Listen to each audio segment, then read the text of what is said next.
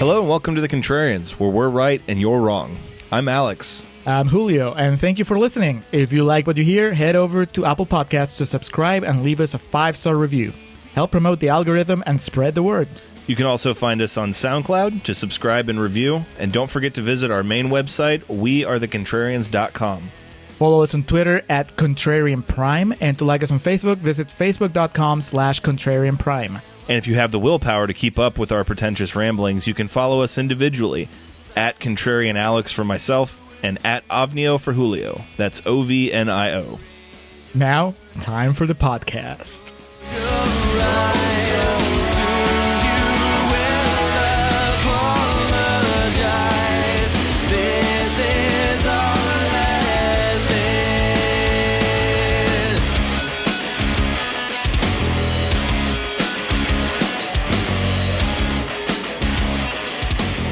All right, we are recording for Contrarians Corner for a super special bonus episode about Street Fighter, the live-action feature. Yes, the 1994 Christmas blockbuster.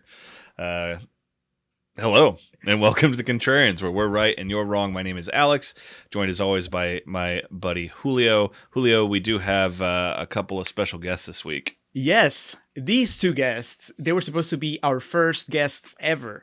So that's how long ago we extended the invitation.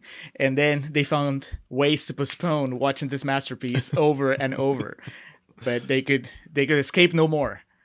How are you guys doing? We're absolutely fantastic. I feel bad that it has taken us so long, but I'm so happy to finally be here and to have finally watched this movie, because I might be one of the outliers who was alive in the 90s. I'd never seen this before, man.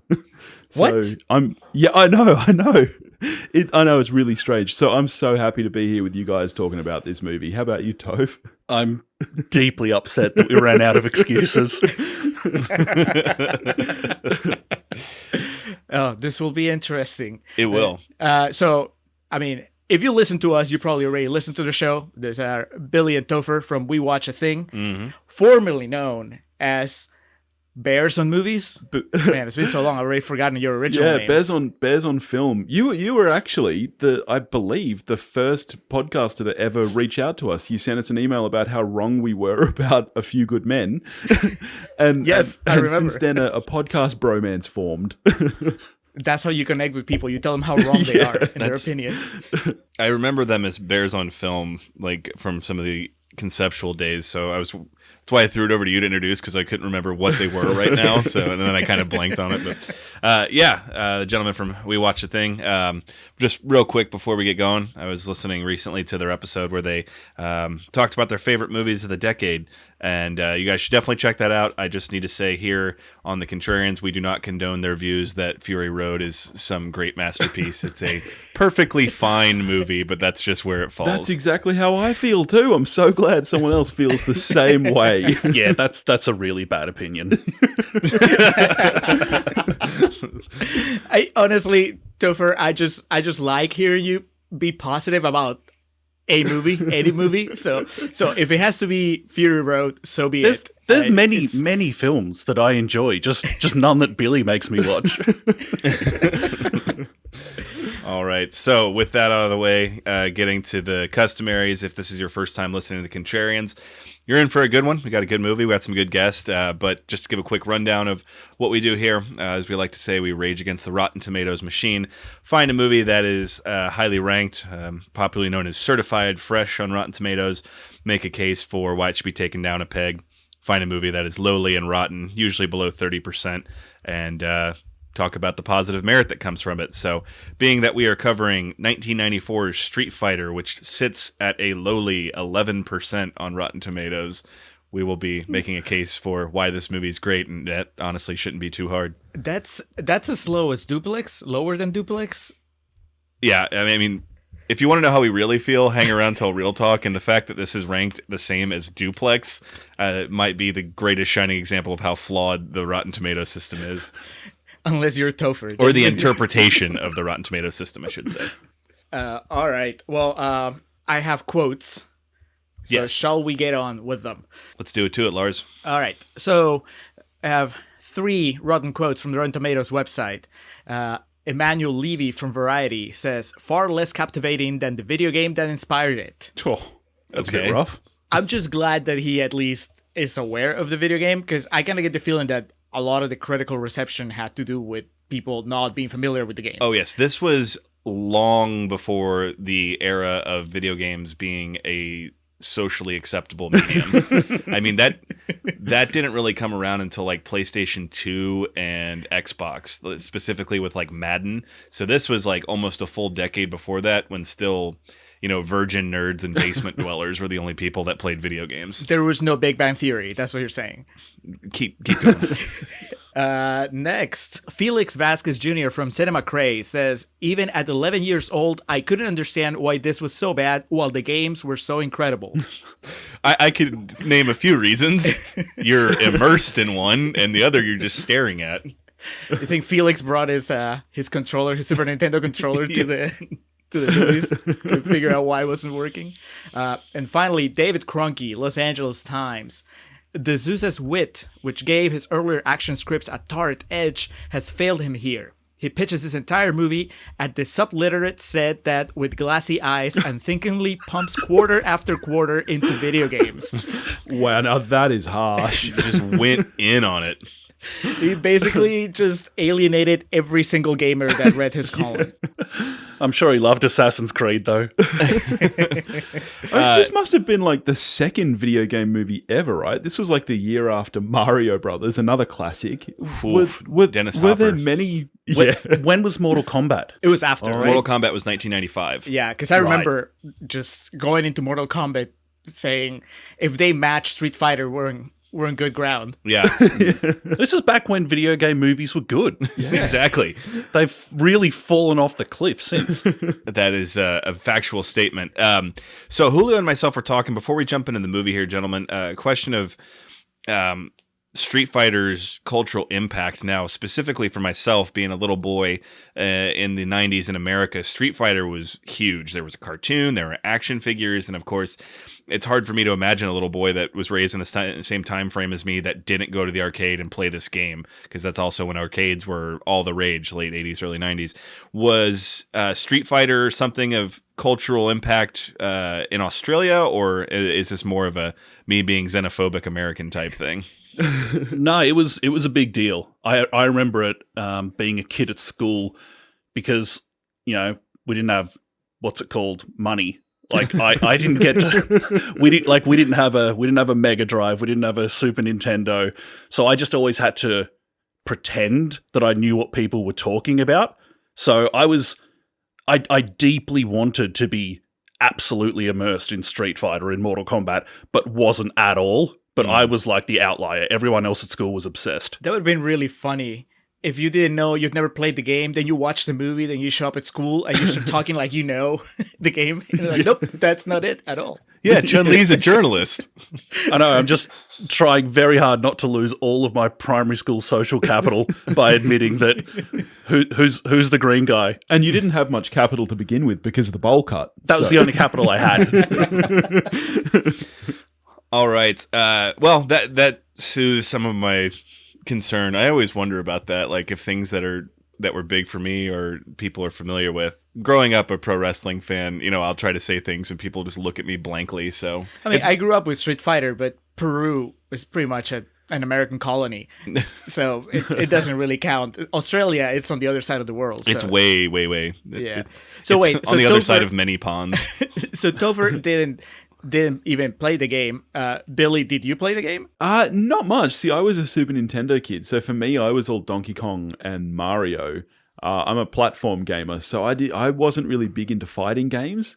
And because especially most fighting games weren't released on the Nintendo, especially in Australia, they had this weird thing. Even Mortal Kombat, when it came out here, they changed the blood to green on the Super Nintendo copy because wow. they didn't want blood on a Nintendo system in Australia. So, yeah, I come a wasn't long really way. much of a fighting game. Yeah. We're still, I think, one of the only places that we didn't have an R rating for games for a long time. So any games that would have been R overseas were just blanket banned here in Australia, which caused a lot of controversy. Like there are still games, you still can't get Hotline Miami 2 here. Mm-hmm. So there's a lot of weird things like that. Which go figure, because if you walk outside in this country, something will try and kill you. Yeah, yeah. Blood Yeah. everywhere, mate. Complete sidebar, but yeah, I remember specifically reading about GTA 3 when that came out and the difficulties of getting it released in Australia. But Yeah. here nor there, we're here to talk about JCVD, Mr. Jean-Claude Van Damme, and the movie Street Fighter, which they say is based off of Capcom Street Fighter 2. The real ones know that is a lie. It is actually based off of Street Fighter 2, The New Challengers. That's why we have Cammy, DJ, T-Hawk, but And Bruce... we miss Fei Long, Fei Long. who's just Bruce Lee. He's nowhere to be found in this. But we start off this movie, and gentlemen, Julio included, if a movie starts, man, a quick way to hook me when I see the classic signatures, and this one starts off with that classic Universal signature. And then an even quicker way to hook me is if you take the signature from the studio and turn it into something from the movie, and they do the signature, and then the globe turns into the Street Fighter logo. I was at half-mast just from this alone. I felt safe. Everything in the world felt good when that Street Fighter, mad pixelated logo came up. I was just like, everything's okay. because they get it. Yes. Yeah, they're treating it with respect. Yeah, they're really, they're digging into the source material and they're getting it right. And then real quick, Julio watched this on Hulu. I have the Extreme Edition Blu-ray that I watched it on. Gentlemen, how did you screen this? I had an extremely legal copy. I believe it was Blu-ray in origin. Okay. Yes, that's all I'll say about it. That's fine. Yeah, my Criterion level transfer on this Blu-ray that I watched, I was very impressed with it. I have to give props where props are due. It was Amazon Prime, not Hulu. Oh, okay. Yeah, it's a shame that this didn't get a Criterion release, I think. And I think it's crying out for one, and I'm sure that it will get one in the future. When they finally get around to the Raul Julia collection, I mean, this will be. It has to be there. It's the bookend. An essay by Jean-Claude Van Damme of why it's deserving and inclusion. Talk about going out with a flex. Roll Julia. If you get to pick what is the last feature you make, is there a performance in history that combines a level of command of the screen with I could not be having more fun if I had Scarface levels of coke up my nose than Raul Julia is having in this film. Man, we'll talk about Raul because he's got a couple, as we like to refer to him here on the podcast, Oscar scenes. But you're exactly right. It's the joy he is getting from being M. Bison is just absolutely palpable. It's basically what his career had built up to. It is all this time just kind of networking in the industry. His career, nay life, built to the moment of him saying, "Game over!" So, yeah, let's just start with Raul Julia, the evil dictator, M. Bison, who has taken a bunch of global hostages. Essentially, he wants to rule the world, as any mega boss typically does. Sometimes you got to keep it simple. He is asking for $20 billion. He's holding a bunch of people hostage, and essentially, if he doesn't get it in 3 days, he will kill all the hostages. I mean, this is day one action movie stuff. He has his bodyguard Zangief, who is played by Contrarians' favorite Andrew Bryanarski, Leatherface from the 2003 Texas Chainsaw Massacre. On the other side of this coin, we have Jean-Claude Van Damme, who plays Colonel Guile, who is the leader of the Allied forces and is here to save the day. All the while, we have Chun-Li, the journalist, who's here just to investigate the case. And, if you're familiar with the game, you know who I'm talking about with all these characters. If you're not, you're probably not going to catch up on this, so I apologize. But it's pretty cool because the movie, the filmmakers made sure that they call each other by name all the time so that you never get lost. It's true. I mean, the game, especially specifically the one that this one's based on, the New Challengers, that's 16 characters. And like we mentioned, they left one behind here. But that's still 15 characters that this movie's servicing. And it manages to name check every single one of them. Yes. Right? I mean, they get all the bosses and all the other ones, right? Because you get Balrog, Vega, Sagat, Bison. Yeah. So everybody has a name. Everybody pretty much gets into their video game costume. And everybody has some sort of story going on. Even if it's just 5 minutes, they get something. So no matter who your favorite character was in the game, you walk out of this movie happy because they were there. Unless you were, a Fei Long fan, then I don't know what to tell you. And then fuck they do a smart, because they've got so many characters that, as you've pointed out, they need to service.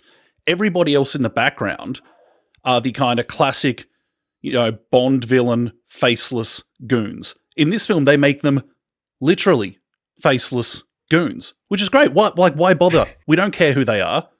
We don't need them to have names. We don't need them to be identifiable. We've got a lot of people that we need to concentrate on here and who we're thrilled to see finally up on a big screen. So it makes it a lot easier to connect with them. It's just it's just that mass of good people that I have to worry about, and this mass of bad people that I don't care Exactly. if they die. Yes. I don't want to have to think, is there a wife at home? Are there kids? It's a faceless goon. Have at 'em. Yeah. Random task. Intertwined with this story of Bison and Guile is that of Ken and Ryu, which an immediate, as a fan of the franchise and a nerd of the games, the immediate juxtaposition is that Guile is the lead, whereas in the games it's Ken and Ryu all the way, and in here they're almost like secondary characters. So a very brave move on the part of the writers and director of this. Well, it's pretty smart though, because they don't have the spotlight that Guile has, but I think they're the heart of the movie because they really are the ones that go. Ken especially, he's the one that goes through change. He's the one that has the actual character arc in the movie. Even Guile, he doesn't really. Guile is just the square-jawed action Ken, hero. of course, played by Brad Nelson, Judd Nelson's older brother. I can't tell if you're being serious. I am not being serious. But Ken, Ken is also, you want to talk about brave. They cast a guy that just looks like one of us. Yeah. Ryu, he gets to take his shirt off at some point and he's ripped. Everybody else in the movie, they've been doing the workouts, but Ken, they Just got a him for dude. the acting. Yeah. They didn't get him for the physical prowess. And he still gets to land a few punches, but yeah, they get the arc of the story, their heart. And Guile, on the other hand, I can totally see that this in development at first some mindless exec said, well, no, you have to get the American soldier to be the lead because in the game Guile is an American soldier. Yes. And so red-blooded American Jean-Claude Van Damme. well, then they got De Souza involved, and he was like, listen, this movie is about embracing the international market. So we'll make Guile the main character, but he'll be from Belgium. Bernie Sanders was actually a producer on this. He just used a pseudonym because he was so in with the whole globalist socialist concept of it Does all. anyone else think that maybe the MCU owes this film a bit of kickback money? Because is it just me, or is Damien Chapa like a total precursor to Sebastian Stan? Well, the yes. whole time I'm watching the film, I'm like, this is definitely a better version of the Winter Soldier. I didn't even think of the correlation there, but yeah, now that's going to be unforeseeable. Well, yeah, I can't unsee it type thing. Captain Belgium has a bromance with Charlie, which is great. Also, I mean, this is just this one was just for the hardcore video game nerds because in the game, Guile is trying to avenge Charlie's death, but then also in the game, Blanca, the green monster, is a completely separate character. The genius.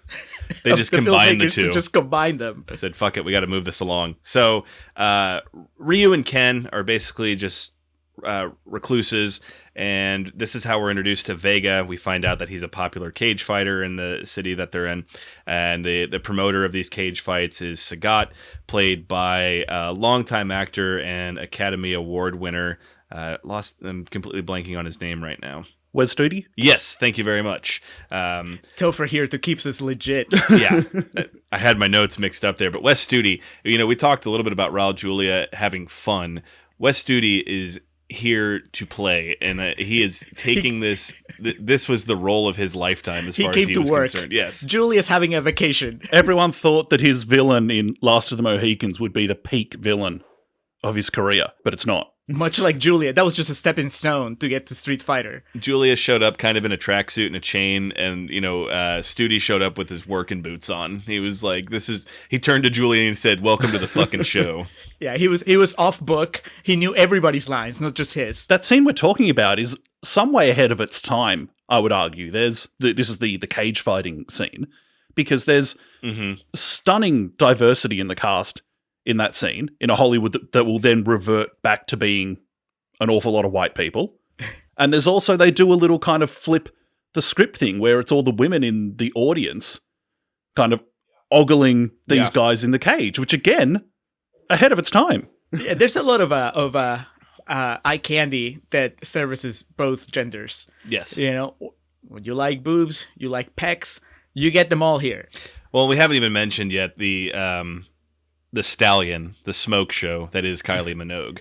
She, of course, plays Cammy. She's basically Colonel Giles' second. The woman behind the man. I mean, you want to talk about the unsung hero of this? I mean, it's fucking Kylie Minogue, and she's just like hanging out in the background this entire movie in camo. I mean, I don't know about you, Julio, but there was a lot of boxes checked. And she has pigtails. I mean, good lord. We're rocking and rolling, but then we have homeboy who plays Vega, Jay Tavari, who a Travolta for a new era here. Well, and it's cool because in the game, one of the things that defines Vega is that he's vain and he's gorgeous, right? And if I was the guy making this movie, I was like, man, how can I find the perfect casting for? And they did. They got a guy that's gorgeous. He can fight. His when you lose in the game and they talk shit to you, his horribly translated from Japanese to English line, and it's still in the cabinet that I have of it. It's like, I will never lose a handsome battle. It's just, it's fantastic. But moving the plot along here, the purpose of this meeting between Ryu and Ken and Sagat is basically an exchange of goods. The Ryu and Ken are essentially black market arms dealers, and they're there to sell weaponry to Sagat. Sagat basically wises up to their plan, and he figures out their toys. And so now, shit's about to hit the fan. That's how you know that you can root for them, because they're not really selling actual weapons. Yeah, they're just rascals. As a little kid, it's like, wait, why are they selling weapons to this bad man? Oh, they're toys. It's all right. And the penance is that he's going to make Ryu fight Vega, right? Yeah. He doesn't know, because Ryu is dressed in a suit, so he doesn't know that Ryu's actually a badass. He looks like a guy that will get his ass kicked. Yes. And then, so they're about to fight, and then Jean-Claude Van Damme, Colonel Guile, breaks down the whole operation, comes in, and then with his first of approximately 74 one-liners in the movie, Jean-Claude Van Damme gets out of this tank that he drives through the wall with and says, "You're all under arrest." Threatening them with not one, but two, what sure look to be ballistic missiles attached to his tank. It's like, 40 just localers gathered around, and they're pointed like point blank range at their face. Clearly, it would kill him if he launched them, but that's how seriously Colonel Guile takes this shit. I mean, the design of the weapons and the costumes and everything in this movie is so good. Like, this is how you know that the '94 Oscars were just a hunk of crap. Like, forget the fact that Pulp Fiction and stuff didn't win anything. It's the fact that this movie wasn't nominated for production design and costume design that the '94 Oscars were just junk. At least, right?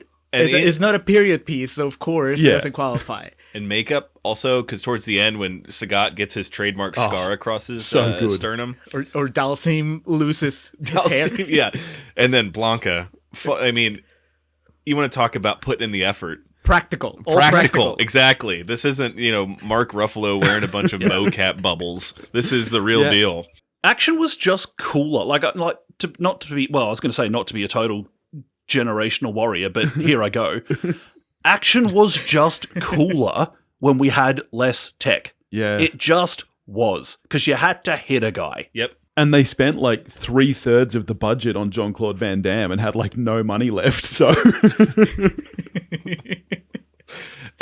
Everybody else uninsured, so please don't hurt yourselves.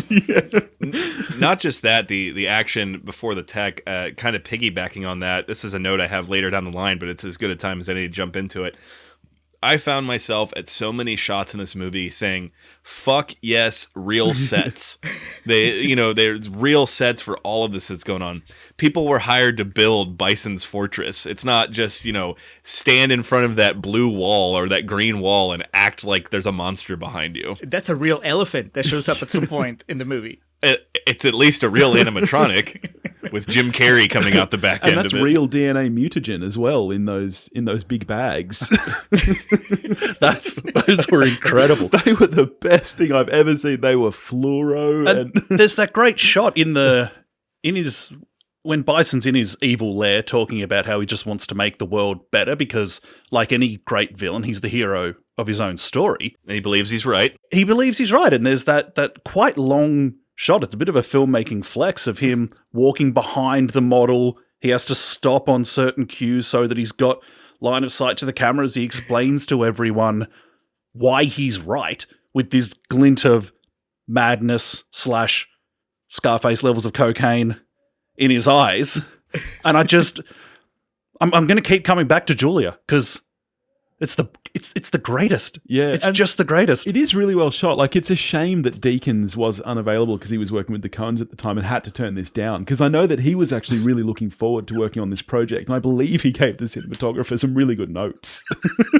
Yeah, but see, that's I'm actually glad, because Deakins would have just made it look like everything else. So it's like, okay, I get it. He would have gone too flashy. Yeah. Yeah. Probably wanted to do all in one take. No, at least here, they gave the shot to somebody else, and maybe they didn't get any award recognition, but they go to bed every night knowing that they shot Street Fighter. So, as previously mentioned, Dalsim is under the rule of Bison. It's essentially, Walter White. He's there. He has to work. He has to do this. He has to make the product. And the product in this case is Blanca, who's a former soldier and friend of Colonel Guile. Essentially, he's just, Clockwork Orange style. He's just got this dude. He's pumping him full of chemicals and making him watch all these horrible visuals over and over again, including, and we see it as the audience, a real life footage of a guy getting shot in the head. It's pretty traumatic, and I can only imagine what Charlie's going through watching all this. It's the dark side of going practical, Alex. On the other side of this, back with Ken and Ryu, after they've been imprisoned by Guile, he attempts to recruit them to help. They initially revoke his offer.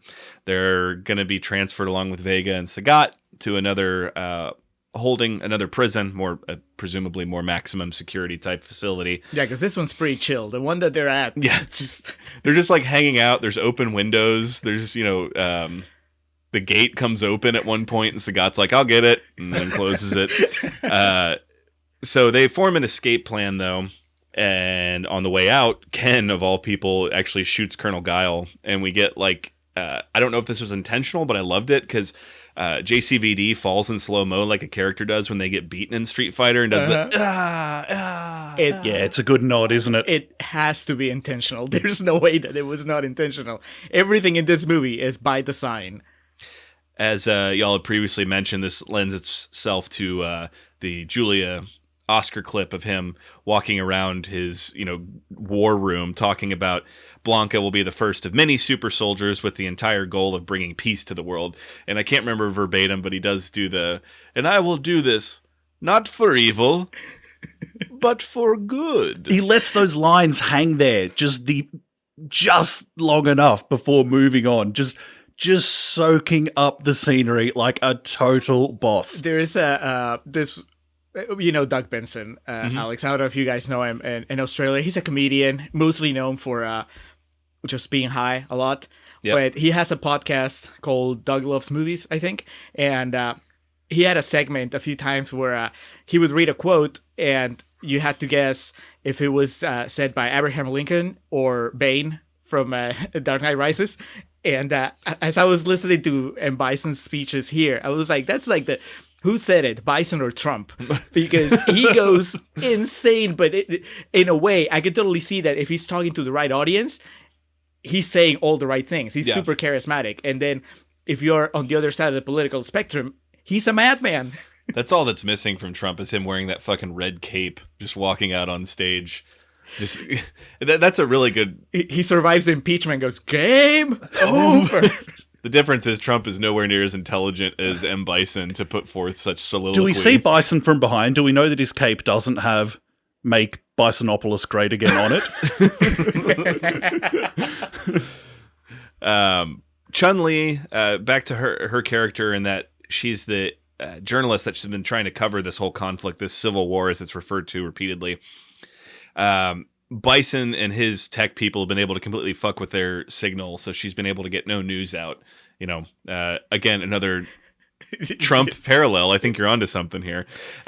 So she's trying to investigate, get to the bottom of things. Eventually, she stumbles across Jean-Claude Van Damme's body, his cadaver pretty much, and he wakes up and he has another one-liner of, "If I wasn't going to give you my interview alive, I'm sure not going to give it to you when I'm dead."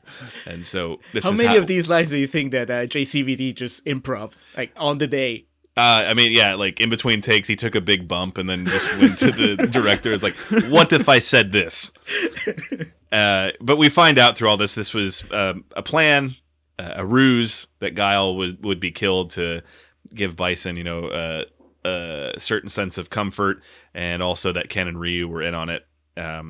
Just so they can infiltrate Bison's stronghold by showing up as allies of Sagat. Yeah. Sagat, of course, not being in on it, meets with Bison later that night to sell him weapons and basically try to help Bison build the proverbial army and the cachet that he needs for it. And then, like, the most baller move ever, Raul Julia pays Sagat with money with his face on it. And he's like, "These are Bison dollars. Soon they will be worth, $1 Bison dollar will be worth 5 British pounds." The guy's got conviction, doesn't he? Just like mic drop right there. And he becomes terrifying at this point because you realize he's insane because he sees no problem with what he's doing. Right, we thought that he was putting on a show just for his underlings, but no, he really is. He genuinely thinks that these dollars are worth anything. It's like reward dollars when you work somewhere and they're like, "Oh, have some donut bucks or something." They don't mean any. Everyone knows it means nothing. You can use them on the crane at HEB, the HE bucks. The money looks awesome, though. I would absolutely, like, when I was in Canada over the summer for the first time, like, their money's so cool. I would spend Bison dollars. I would be so, like, I use my debit card more than anything, but I would always have a fat stack of cash if it was just Raul Julia outlined in red looking back at me. Just going to the strip club. Yeah. Making it rain Bison bucks. Making it rain Raul. I'm using this money not for evil, but for good. So at this meeting with Bison and Sagat, the whole gang's there. Ken and Ryu are basically there as undercover agents, so to speak. They're trying to figure out how they can help Guile, but also Balrog, E Honda, and Chun-Li have disguised themselves as the entertainment for the night. They still thinking that Ken and Ryu are in on it. Ken, of course, being the very horny, very misogynistic American. He is lured very easily by Chun-Li. They are able to apprehend him quickly, and then Ryu as well, trying to extract information from them. We get, I think the comedy is the most underrated portion or aspect of this movie, I should say. And after they're taken hostage, they're kind of introducing themselves to Ryu and Ken. Honda explains that he was a sumo wrestler, and I do like the little... they did their research because Ryu says, "You almost made Yokozuna," which is the highest rank. And then he says something about, "Yeah, that was before M. Bison destroyed my reputation." They read the bios on the video game booklet. They read the Wikipedia summation of each character. Balrog introduces himself as a former boxer, and then Ken points at Chun-Li and says, "Let me guess, figure skater." Potentially racist, but still I laughed at the line. It's funny because anybody that knows the game knows that it's so far from the truth. And I really like, it was a joke written with intelligence. Yes. They were playing for the high seats on that one. So many layers. They're like Raul Julia. They're playing for the cheap seats. They're going forward. No, I really like that. Something else that's underrated here is that there's a lot of fan service in this movie, but unlike the fan service that we have to deal with today, the fan service doesn't drive the plot. All the little Easter eggs are just in the background. And if you're not a fan of the game, you can still enjoy the movie without being hammered and feeling like this was not made for you. Mm-hmm. It's also really clever in that it also it's different enough from the game that fans of the game still feel like there's something new here. It's not like we're just watching the same thing again. It subverts your expectations a little bit, which is really smart, I think. Well, yeah, it actually turns the concept of the game in its head, because the game is basically a fighting tournament where every man is for himself or herself. Every fighter only cares about beating everybody else and becoming the champion. And the movie is actually about working together. The entire point of fighting against Bison is that they can only defeat Bison if they join forces. There's a point in the movie where Bison literally tells him, "You would have gotten me if you had worked together." Yeah, it's these relationships that are built. It's kind of like a dream for the fans of the game, just being like, oh, what if these characters like teamed up and interacted with one another in this way? What if they were in the story that was more interesting than just a boring fighting tournament? So the plan here from Chun-Li is that she's finally got together Bison's crew. Sagat's there as well. So tried and true of sending a truck full of explosives to try to just take care of the whole situation. Unfortunately, in an act of hubris, she broadcasts what she's doing, giving them time to escape. And she's a journalist. Can't help herself. She has a flair for the dramatic. E. Honda said, "Why don't we just send it down there without telling him it's coming?" And she said, "There's no theater in that." As the truck's coming down, it's being broadcast, and we get the first of many Andrew Brynarski lines of just sheer stupidity, where he tells them to change the channel because essentially that would make the outcome different. As a fan of pro wrestling, and of course being the fact that Zangief's backstory is that he was a Russian pro wrestler, I cannot applaud them enough for making him just this big, jacked up idiot. That's, to me, what a pro wrestler should be, both on and off screen. Just a stupid muscle guy that you can tell what to do. And that's exactly how he's portrayed here, and I gotta say, I respect it. And they give him a sympathetic turn at the end. So it's not even completely Because he doesn't even insulting. realize what he's doing's wrong. Yeah. What? He's like the cave troll in Fellowship of the Ring. You can tell that he's not a bad guy. He's just got bad friends. He's lumbering around. He's pretty dim, and under better circumstances, this guy's life turns out pretty good. But because of the kind of shit blokes he hangs out with, this is what happened. It's not on him. He's not even getting paid. He's not even getting paid. He just wants some friends. That's all he wants. He just wants love. So because they had the temerity and hubris to broadcast this, Bison and his crew easily escape and are also able to apprehend the whole crew. They still think Ken and Ryu are on their side, but they take Chun-Li, E. Honda, and Balrog hostage. Balrog and E. Honda being chained up and whipped by one of Bison's henchmen. One of those blurs. Yes. The blurry face henchman. It's a pretty intense scene, but E. Honda, through the discipline of sumo, is able to block out the pain mentally and not react to this whipping that he's been given. The highlight of this scene, as I told Julio before we started recording, is a joke that naturally flew way over my head as a kid, but I lost my shit this time. When Balrog realizes he can just break free, he asks E. Honda, "Hey, give me a hand." And he says, "We've been in prison for 2 hours. Ask me again in a month." That one was for the parents. All the parents that had not played the game but were there with their kids. Yeah, that was the point where the dads that were bored as shit perked up.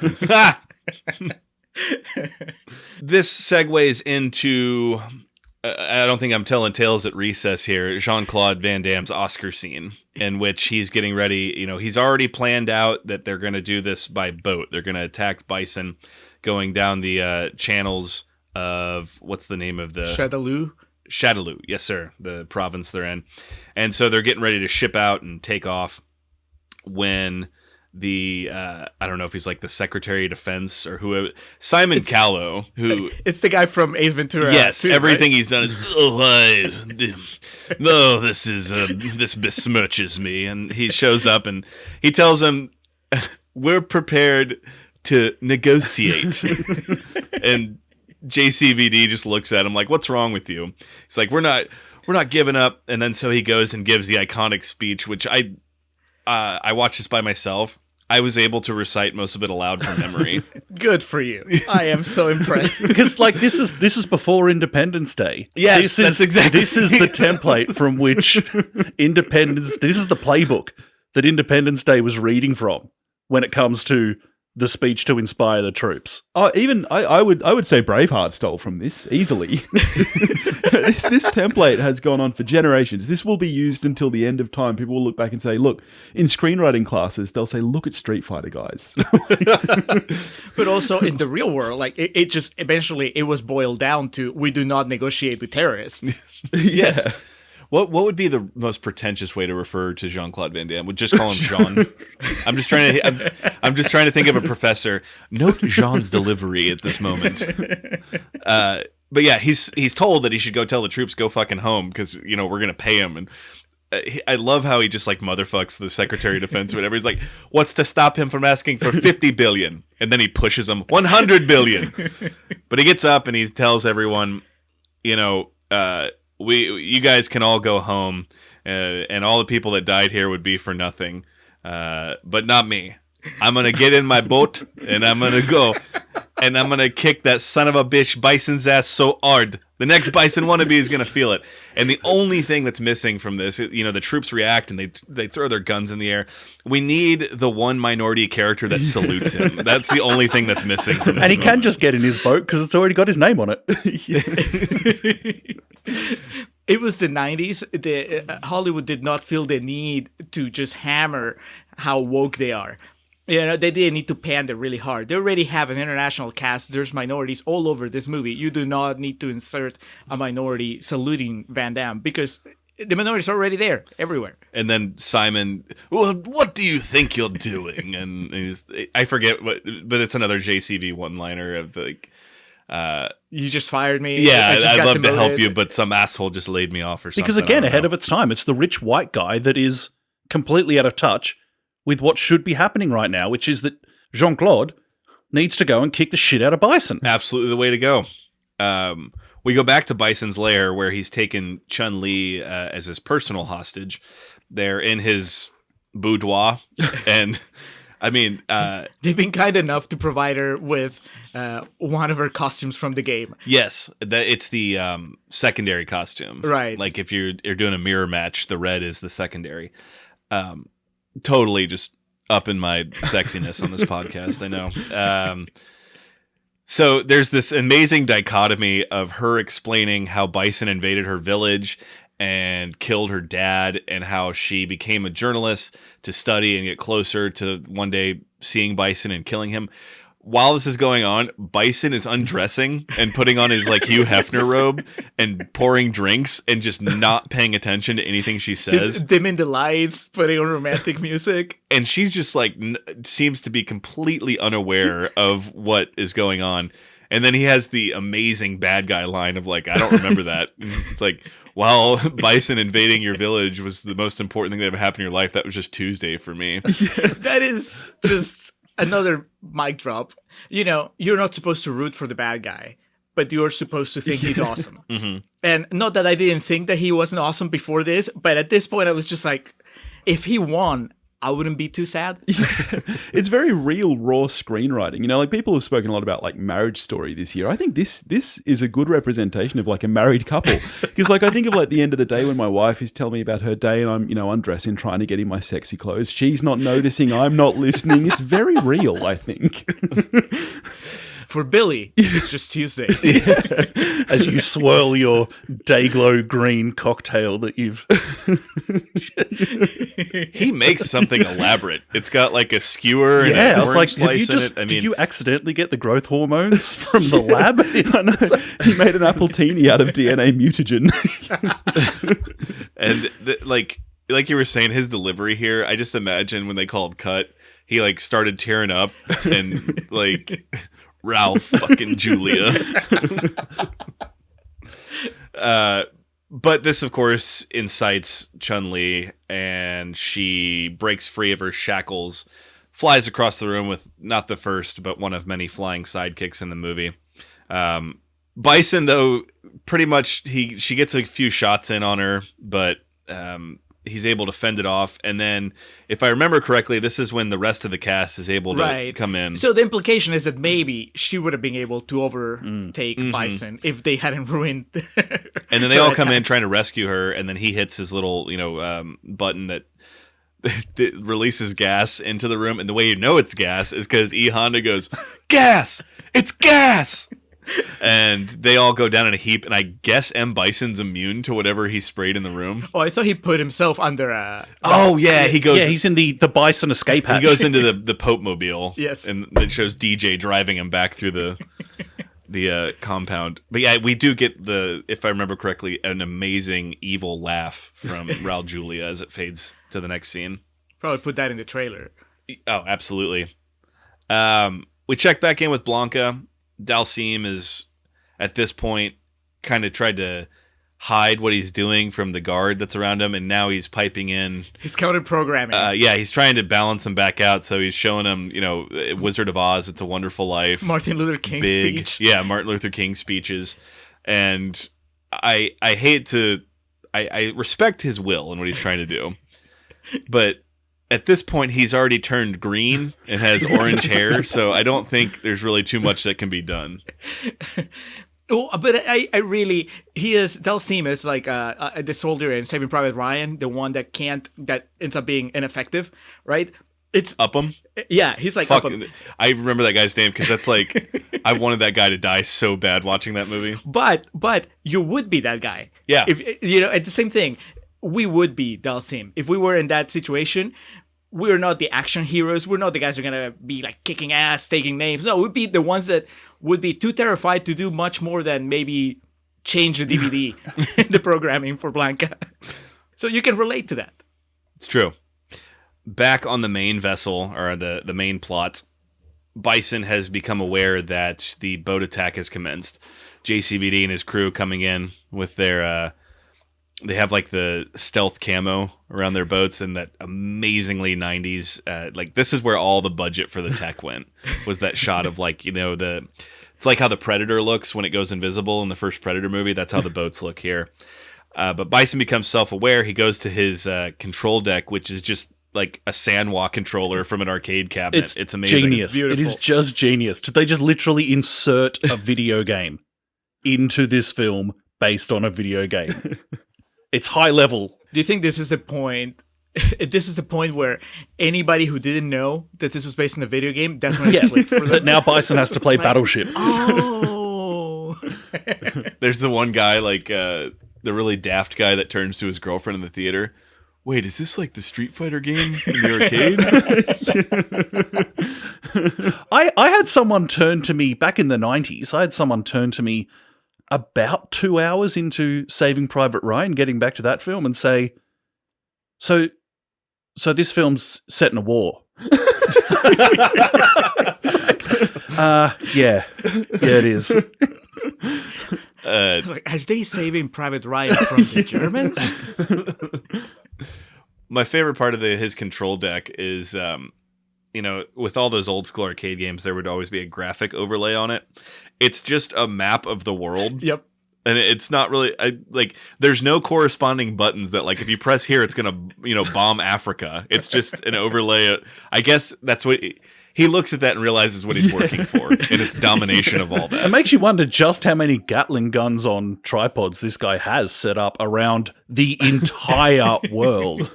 Not just the kind of Apocalypse Now river that leads to the lair.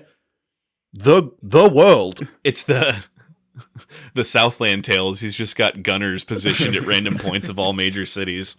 But yeah, he has, as any awesome bad guy does, he has bombs in the water that have his logo on it, and so that's what he's using the control deck for to deploy him. One goes off, and we think it blows up the ship, which prompts the incredible delivery of the aforementioned line of "Game over." Yeah, iconic stuff. First day of shooting. That's how he started. Yes. He was that high. He started in 11, he got to a 15 real quick. Guile, JCVD survives this. We're not entirely sure how, but he shows up and is there to save the day. Thinking he's still dead, Bison's moving along with his plan. This is another scene that's ahead of his time, is he before he moves forward to kill the hostages, he asks DJ, have they put the money, the Allied forces put the money in my account yet? Way before the times of online banking. DJ pulls up like a DOS prompt, and it just says balance $0.00. And he just turns and goes, hell no. I mean, I just love how easily accessible M. Bison's bank account is. When you have that much swagger, I guess you just need to be able to show it off at a moment's notice. He gave permission to DJ. It's not like anybody else He's can just just power of And it's not like attorney. it's not running a bit low. It's not like there's $27.60 in there. There's nothing. And out of an act of frustration, she's like, well, fuck it. Now I just have to kill all these people. Guile breaks into the base. He is immediately apprehended and choked by Blanca. And, you know, you would think Giles had a pretty rough go of it on this day. His wits are still so sharp that he's immediately able to recognize Blanca on sight as his friend Charlie, the eyes. It's all in the eyes. despite this horribly deformed, grotesque, albeit practical, figure in front of him. They both loved Martin Luther King Jr. quotes. This is probably the most hardcore sequence in the movie. Did not remember this. And I was like, holy shit. I agree. It hit me like a jackhammer because This is the best picture clip. yeah, no shit. It's been fun and games, and now suddenly he's about to execute his best friend. It's euthanasia, sort of. I will help you. I will help you. And Move on to the other side. yeah, and then he just, like, I couldn't remember what happened, and then he just picks his gun up and just, and I was like, oh my god.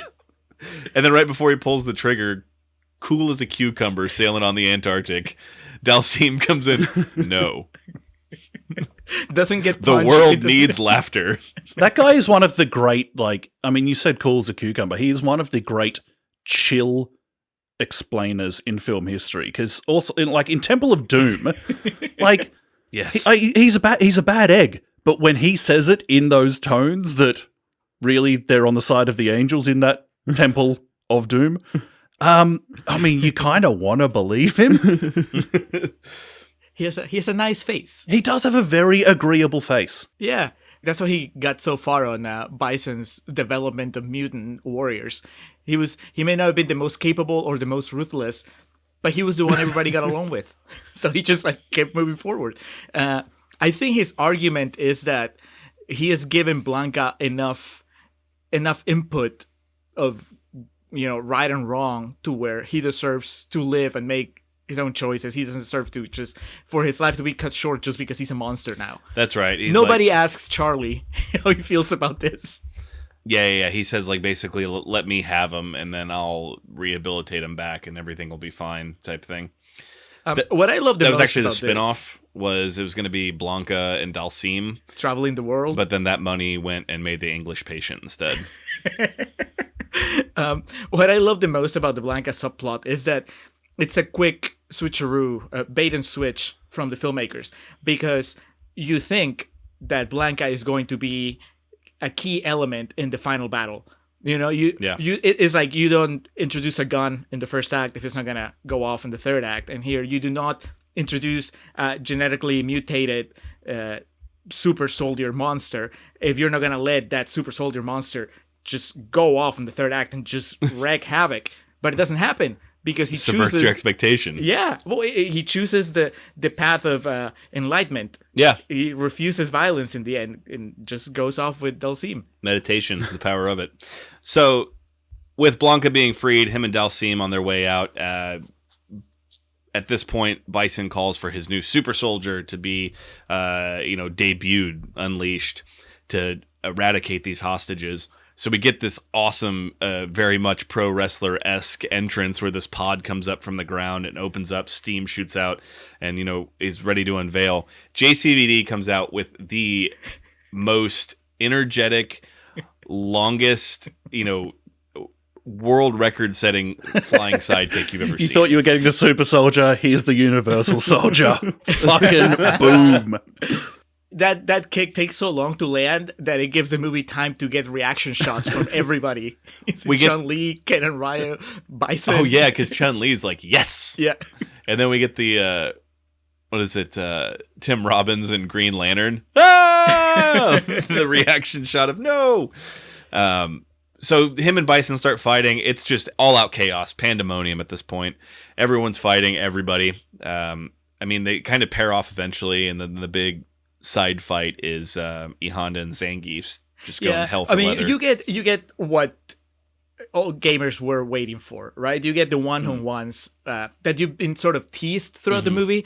Vega and Ryu almost get into it twice. Well, then they laid the groundwork for future generations of Street Fighter where you have like duos fighting each other. Right. With Ken and Ryu against... this is totally to the film's credit, I think, because the movie, we know what it's based on. It's based on this game where the only thing you do is fight. So you would think you're in for 90 minutes to 2 hours of just people fighting, but the movie actually holds that back every time. Even in the cage match, they're only just starting to get into it when Jean-Claude comes bombing through a wall in a tank and doesn't quite, even though you want the fight, it holds it back, which is actually far more satisfying when we get to this point in the film and finally it's on. It's all the pleasure delaying pays off. And that's it's on is the best way of putting it, because it's just everyone going for it. So just chaos fighting. Eventually, we get this incredible self-deprecating moment, a very self-aware comedic shot of Jean-Claude Van Damme facing off with Bison's army. He pulls out this pocket knife, and the army starts backing off, and he gets this shit-eating grin on his face, thinking, he's the baddest motherfucker on earth. And then the camera pans out, and you see that like he has an army behind him. You wouldn't think this would be the right time to play like something for that much laughs, but my God, it works. That pan-out shot is just fantastic.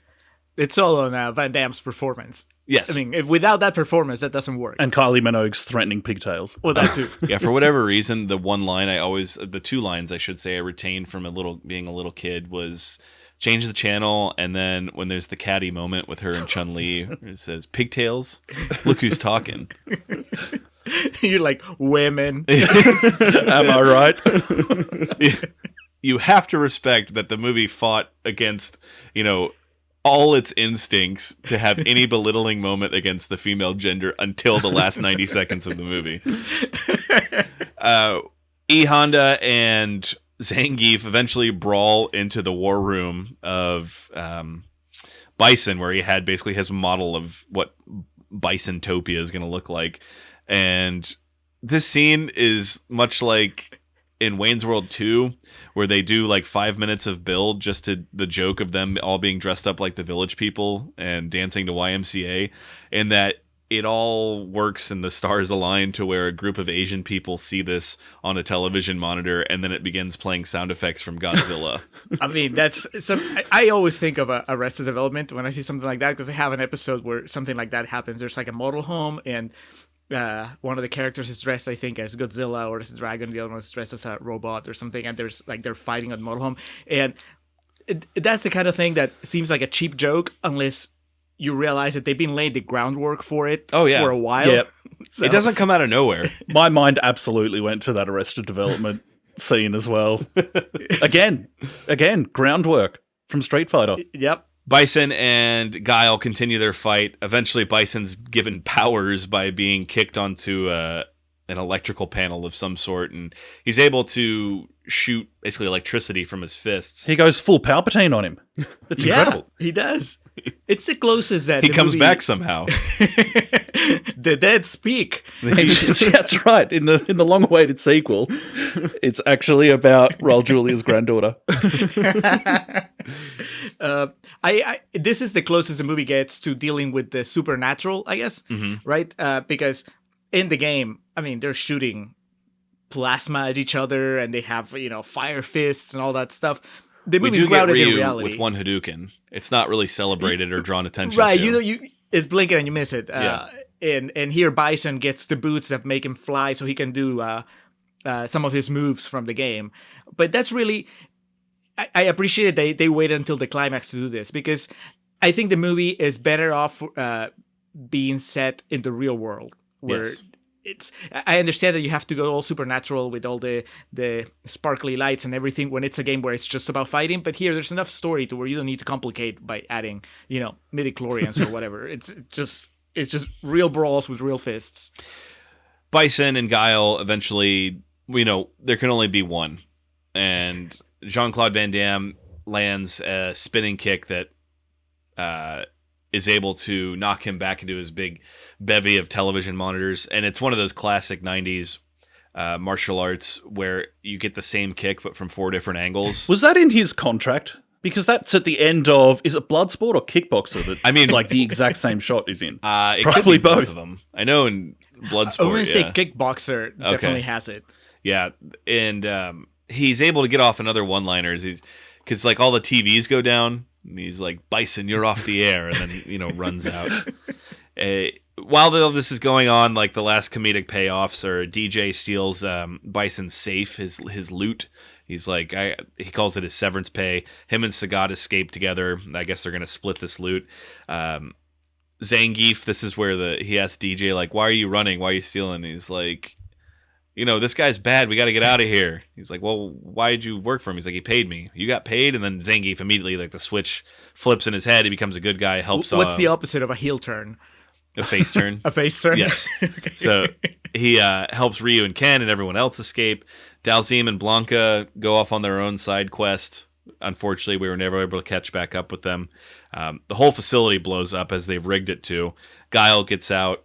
The last moment of, I guess, good karma would be the word to describe.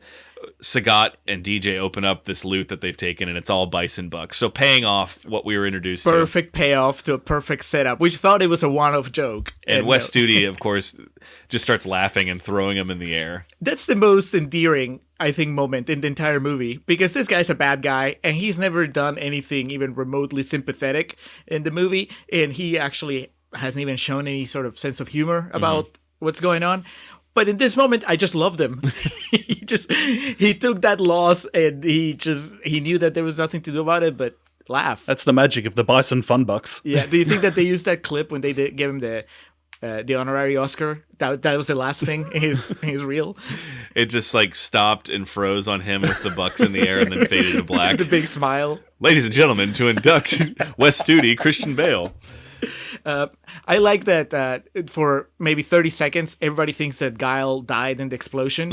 He didn't come out, and they're all freaking out. And then when he comes out, Kylie Minogue makes it like she's not crying. Yeah. And then Chun-Li is all like, "Hey, can we have like an interview?" And the sexual tension between everybody in that group, it's just, I mean, it's going on from the very beginning. It's just like everybody wants to fuck Jean-Claude Van Damme. Oh yeah. There's, including Raul Julia. I mean, but it doesn't really come to a head ever. And the closest you get is at the very end when he finally chooses. He's like in The Bachelor. He chooses Chun-Li. Yeah, he chooses Chun-Li. Hands out some roses. Yeah.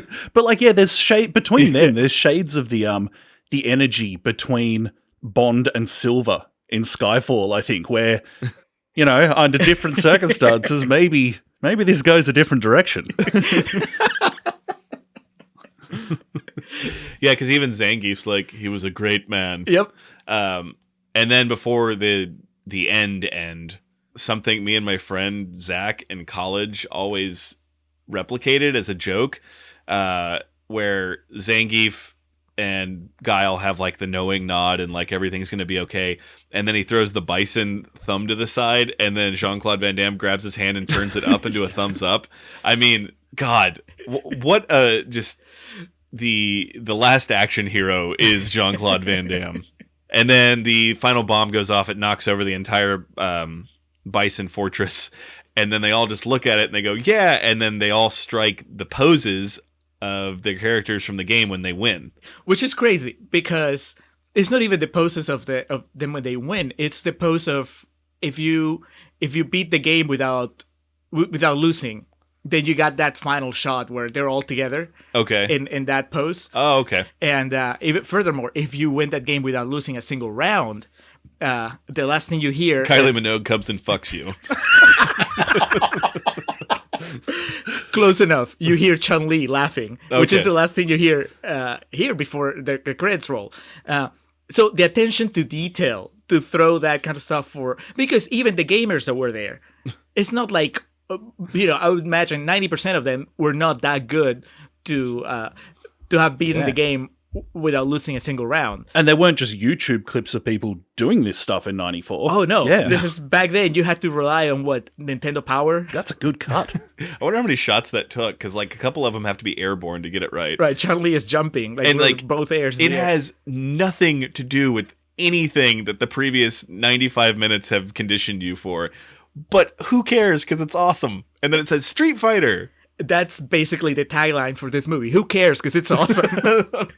And then for Raul, vaya con Dios. Bringing us down. For real. Making you realize the gravity of the situation. Yeah, a really sobering thought at the very end. It was like, he might have died for real. He And died in the then- movie, and now it's just he's gone. After the credits, Samuel L. Jackson comes in and says, "You think you're the only Street Fighter?"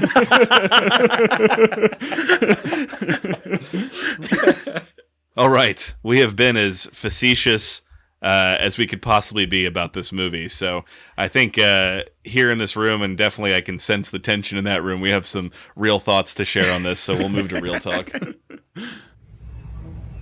But why? Why do they still call me a warlord? And mad? All I want to do is to create the perfect genetic soldier. Not for power, not for evil, but for good. Carlos Blanca will be the first of many. They shall march out of my laboratory and sweep away every adversary, every creed, every nation, until the very planet is in the loving grip of the Pax Bisonnica. And then peace will reign in the world, and all humanity shall bow to me in humble gratitude.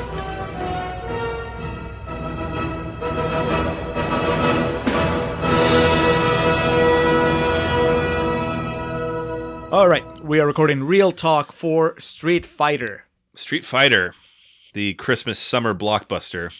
Okay, so was it a blockbuster? I said Christmas summer blockbuster. I meant to say Christmas season blockbuster. Excuse me. Released on December 23rd of 1994. I was there in the theater. I was telling Julio before we started recording, I couldn't find it before we recorded, but I have somewhere with all my comics and stuff, a trading card that is the poster of the movie, and it has an embossed gold foil stamp on it that says opening day. They gave them out with every ticket that was bought. My dad took me to this on the opening day of it. So before we get too far, I fully concede a lot of this is sentimental attachment. That's amazing. Yeah. It actually didn't come out in Japan for another 6 months, which is funny, but released in the United States on December 23rd of 1994. And to answer your question, Julio, yes, it was a budget of $35 million, which is hilarious to begin with. But man, those sets aren't free, and Jean-Claude Van Damme certainly ain't free. It was riding high at that time. A box office return of $100 million. All right. Oh, there So- you go. That's not a flop at all. Now the question is, why did we not get a live-action sequel? Well, Well, I mean, I guess we did This was, way like- down the line, but I'm talking about like with the same cast and everything. this was kind of the tipping point for Jean-Claude. I don't remember like a big movie he did. I mean, he did like Double Team with Dennis Rodman and then Universal Soldier. But it wasn't again until like JCVD or even The Expendables 2 where he was like, holy shit, it's Jean-Claude Van Damme again. This was kind of like the last movie of that. This one ruined him because everybody saw him and was like, oh, it's Guile. Well, a few years after this, we get Quest, which isn't that essentially this movie again? Is that the one that he directed? I don't know. It had who's it got in it? Cannot remember the guy's name. It's just completely left my head. I think that he directed a movie. James Remar was in it. Roger Moore's in it. Holy shit. It's basically there's a sumo wrestler in it. It's just it might as well be Street Fighter 2. And actually it's better than Street Fighter. Well, I'm not saying it's good. it was written and directed by Jean-Claude Van Damme. Oh, it's the story of the Kumite with Frank Dukes. Okay. Yeah, Frank Dukes is a fucking idiot. He's also psychotic, so he's probably going to listen to this and come kill me now. All right, but back to a Street Fighter as well.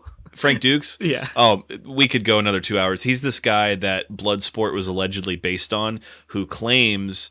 So, allegedly, Jean-Claude Van Damme's character in Bloodsport is based off Frank Dukes, who claims that there was a real kumite that he was recruited for and had to fly out to, Thailand or wherever to go to. And, you had to kill men to get into it, and, no one was allowed to talk about it. Dude, you're ever bored or ripping a few beers late at night and just want to be entertained? Watch Frank Dukes interviews. He talks about he still works for the CIA, but no one can know it, and he's giving interviews about it. Yeah, he's just he's either a great Andy Kaufman level performance artist or just fucking insane, and I tend to go with the latter. There is a really cool picture of him and Jean-Claude at the premiere of Bloodsport, though. But anyway. Not written and directed by Jean-Claude Van Damme. Street Fighter was directed by Steven E. D'Souza, and the screenplay was also written by Mr. D'Souza, based, of course, off Street Fighter, the Capcom video game. As far as interesting little tidbits and trivia, what I was able to come across, Jean-Claude Van Damme revealed during filming he had a drug problem, doing approximately $10,000 worth of cocaine a week, and had an affair with Kylie Minogue. Fair play to him. In the movie? Yeah. Director D'Souza confirmed in 2018 that Van Damme's coke addiction caused constant disruptions during filming. The studio had hired a wrangler to keep an eye on Van Damme, but this person was a bad influence himself. The action star would often call in sick, leave set, show up late, or not at all, forcing D'Souza to find other scenes to film in order to make up for lost time. Just imagine that his wrangler was like a caddy in golf, where he'd be like, "I need another bump," and he'd just hand him completely misunderstood why he was on set. His handler was Tom Sizemore. Because if you tally up the words that Van Damme says in this film, it's minimal. It's low. He doesn't have a lot of dialogue, and the lines he has tend to be about 6 words total. That was, after reading that, I really started taking stock of that. It's yeah, he's definitely the top billing, but I wouldn't call him the lead. I'm pretty sure Chun-Li has more lines of dialogue than he does. Definitely. According to cast and crew, Jean-Claude Van Damme was not easy to work with due to a combination of professional ego and substance abuse. Being the biggest star in the film, which he definitely was at that point, Van Damme got a presidential hotel suite with a gym put into his room, but he would often refuse to come out of the hotel or his trailer until he felt ready. When he did come out, he would often bring alcohol to set, take hours to shoot his scenes. By contrast, everyone loved Kylie Minogue, praising her for her professionalism and generosity, such as hiring a club and buying drinks for the entire cast and crew to make up for a tough shoot and make it a little easier. The nicest person in the shoot and the biggest asshole in the shoot hooked up. I mean, I've seen it happen. I'm pretty sure they were both in wardrobe and just looked at each other and said, "You look like that. I look like this. We should fuck." It would be a shame. So was Kylie Minogue already Kylie Minogue at this point? No, that was the thing of how was she paying for all at this point she's that person from Neighbours, isn't she? No, I think this was after she was a star, because Locomotion was her big first music hit, and that was definitely the late 80s. Is Locomotion a hit, or is it just a thing that Australian kids know? So are you saying that wasn't an international hit? I'm saying I don't know, but I would find it strange if it was. Because I did read that she was cast because there was some incentive about hiring an Australian, that they won't punch you. The studio pushed them to hire an Australian at the last minute, and she was the last cast member. Hire an Australian, put a Union Jack on their uniform, hope that no one notices that she can't do an English accent. I was gonna say, because she's supposed to be British in the movie, right? Yeah. In all honesty, if this had been released a year later, she probably would have been had a billing, just because billing. Because she was a sensation. I'm not necessarily saying that's a good thing one way or the other, but I always found that fascinating years later when I did realize that she was a big deal. Obviously I didn't know who she was at the time, but when I rewatched this, in my teens, I was like, holy shit, that's Kylie Minogue as Cammy. And she's actually, weirdly, she's a bigger deal in the UK than she is in Australia. They're sick for the Minogue. Dude, I once read one time they compared her fame in the UK to that of Oasis. She was just this cultural happening over there. Oh, she's and to this day, like she headlined Reading, not Reading. She did one of the headline sets at Glastonbury like 2 years ago. Wow. And she came out in her cami outfit. She was definitely. Oh, she still got it. She was definitely already a name. She released her greatest hits album before this came out. Her greatest hits was released in '92 and reached the #1 in the UK and #3 in Australia. So she was already a name by '94, definitely. Again, 1 in the UK, 3 in Australia. Just not a name in the US. Yeah, not in the US. Yeah, the US probably didn't come until probably the early 2000s. Was it just 7 right? different mixes of the locomotion? That'd be interesting. I wonder if, like, in the UK and Australia, she did have billing. Like, she was on the poster. She's in the poster. Van Damme is in the background. She's. You've seen the poster, right? It was definitely a thing here that it's this movie and Kylie Minogue's in it. It adds to some of the intrigue. But there was equal praise for Raul Julia, who was accompanied by his family due to being terminally ill with stomach cancer. Despite his declining health and frail state, everyone thought that Julia was always focused and a joy to work with. That was, I kind of got a little emotional reading about him. He took the role of it because his kids were a fan of the video game, and he thought this would be like one great last thing to have with them because they enjoyed it, and like he brought him with him and thought they would have like fun seeing it, watching it with him. Which I hope they did. I mean, I hope that they... I mean, every kid should see Jean-Claude Van Damme high on coke before they grow up. I saw that Raul actually got a couple of awards for this as well. He got like a Saturn Award for Best Acting in a Sci-Fi. Yeah. And like a couple of different things. Pretty stiff competition that year. Yeah, it was it was really weird because that was a lot of the reviews I read too would be like, yeah, it's all shit, but Raul Julia is pretty good in this.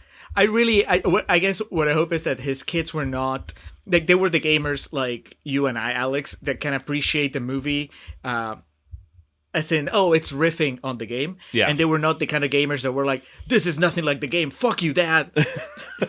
On their Switch. Like, this isn't... M. Bison wouldn't say that. For the role of M. Bison, Raul Julia researched various dictators and crime lords and their lives and personalities and mimicked many of their traits and incorporated them into the M. Bison character. Notably, Mussolini's hand gestures, Stalin's mannerisms, Escobar and his elusiveness, and Adolf Hitler's love of art. Julia also approached the role with a Shakespearean tone, looking at Bison in the same type of villain as Richard III, which goes to what we were jesting about in the first portion. He took this so seriously, and that is so awesome. He took it far more seriously than the film deserves. Yeah, that's so much more prep than any of this film deserves. Maybe my favorite thing about the whole film actually is just that massive painting, the Napoleon Bison painting. That thing is bonkers in a brilliant way. And the John Wayne Gacy painting of him in the background, like I don't know who thought that was a good idea, but why not? The amphibious attack on M. Bison's compound, filmed on location in Thailand, was originally supposed to be an air assault, but the Thai government said no fucking way. That's if we stop to point out everything that's dumb about the movie, we're going to be here a while. But if you've engaged stealth mode on your stealth boat, don't start shooting things. You fucking idiot. So yeah, they had to change it at the last minute, and it was just, I assume, it's not that hard. I would venture to think it probably would have looked more clunky if it was the air assault, because God knows how they would have had to film it. But anyway, then rounding things out here, this originally got an R rating, and then they resubmitted it, and it got a G rating. And Too much. They were like, no, it can't be G, because no kids want to see a G movie. Right. Yeah. So they had to dub in Jean-Claude Van Damme using a couple swear words in post-production to get the PG-13 rating. Why not just put back in something that they cut out? I don't know. The whipping scene of E Honda actually went on for 10 minutes. It was much more brutal and visceral. And then to me, that's the most confusing thing about the film is who is this aimed for? Because in some ways, it's clearly a kid's film. But even like with the cuts they made, I feel like it's still pretty violent, I think. that scene of Jean-Claude about to like euthanize his friend, I'm sure I didn't know how to interpret that as a child, because as an adult I was like, it's good. pretty grim. I think you blocked it. You and I both blocked it from our memories, and it was just unlocked. now. And then just rounding out here, the last and final bit, and the best one, Fabio was originally in line for the role of Vega. That would have made things so much better. What happened? Why not? He looked at it and said, no fucking way. Even Fabio was like, I'm above this. I'm guessing this was Fabio before he got hit by a bird.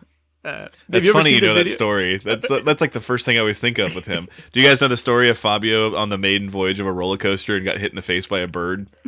No. I'm pretty sure it was in America, but it was some like amusement park that had like this big roller coaster, and this was like at peak Fabio, and they're like, the celebrity guest, it was the Leonard Nimoy on the monorail type thing, and they had him ride this roller coaster in the front, and a fucking bird hit him in the face. So like when he got back to the end point, he was all bloodied and like really pissed off. And there's like this amazing footage of him like, you know, just cutting a promo on the operator of the ride. But here nor there, the meat and potatoes, 1994 Street Fighter. It's dumb, but it's not bad. I mean, I disagree. I don't know, Alex. I like this movie, but I wouldn't say that it's not bad. I think this is the closest I have to a guilty pleasure. Because every time somebody brings up guilty pleasures, I think... You like Green Book. I know. I defend Green Book. Doesn't mean I like it. I'll watch this over Green Book, but I think that Green Book is probably a better made movie. We are complex human beings, Alex. Yeah, the thing for me is like I was looking on Letterboxd and I saw, you know, obviously all the half-star reviews, the one-star reviews, and it just felt so mean-spirited to me because it's hard to judge this movie as a real movie. Like, I don't see this movie as a failure or as a bad movie because I can't see that this isn't exactly what the filmmakers set out to do. 100%. Yeah, I think what they put on the screen is 100% their intention. They wanted it to be a campy, schlocky, fun film, and that's exactly what I think it is. Like, is it a complete and utter mess? Yes. But that doesn't mean it's bad. I was hoping for something that was either just a bunch of dumb fun or something that was kind of so bad that it was fun. This is both. Unfortunately, I watched this one day after I watched Six Underground, Michael Bay's latest shitfest, which when I watched it, I was like, that's definitely the worst film I'm watching this week. Wrong. Here's maybe my primary aggravation with this film, is that it's a film based on a game where all you do is fight. And this film has so little action in it. The action that is there is just absolute B-grade rubbish. And at the climax of the film, a lot of it's not even hand-to-hand combat. It's people shooting. I don't want guns in a Street Fighter film. I want people actually fighting. Dude, I love so much how horrible Ken and Guile, how horrible of shots they are when they're like almost at point blank range just shooting at each other and then two land to his gut. It's Stormtrooper level stuff. It's real bad. Yeah, I think it's just I don't know. We've watched so many bad movies for this that I can't lump it in as being bad.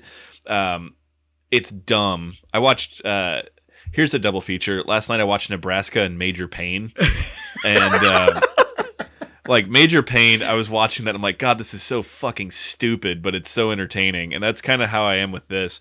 I think where the issue comes in with a lot of people and their criticism, one of y'all mentioned it. It's exactly what they wanted to make. DeSouza, the people, they didn't really give a shit about making a video game movie. They just had the source material that they could loosely play off of that had marketability. They gave him a checklist and they're like, okay, you have to hit all these things. Yeah. Do whatever you want. And it's just a dumb Jean-Claude Van Damme movie that has a few more names in it than your typical Jean-Claude Van Damme movie.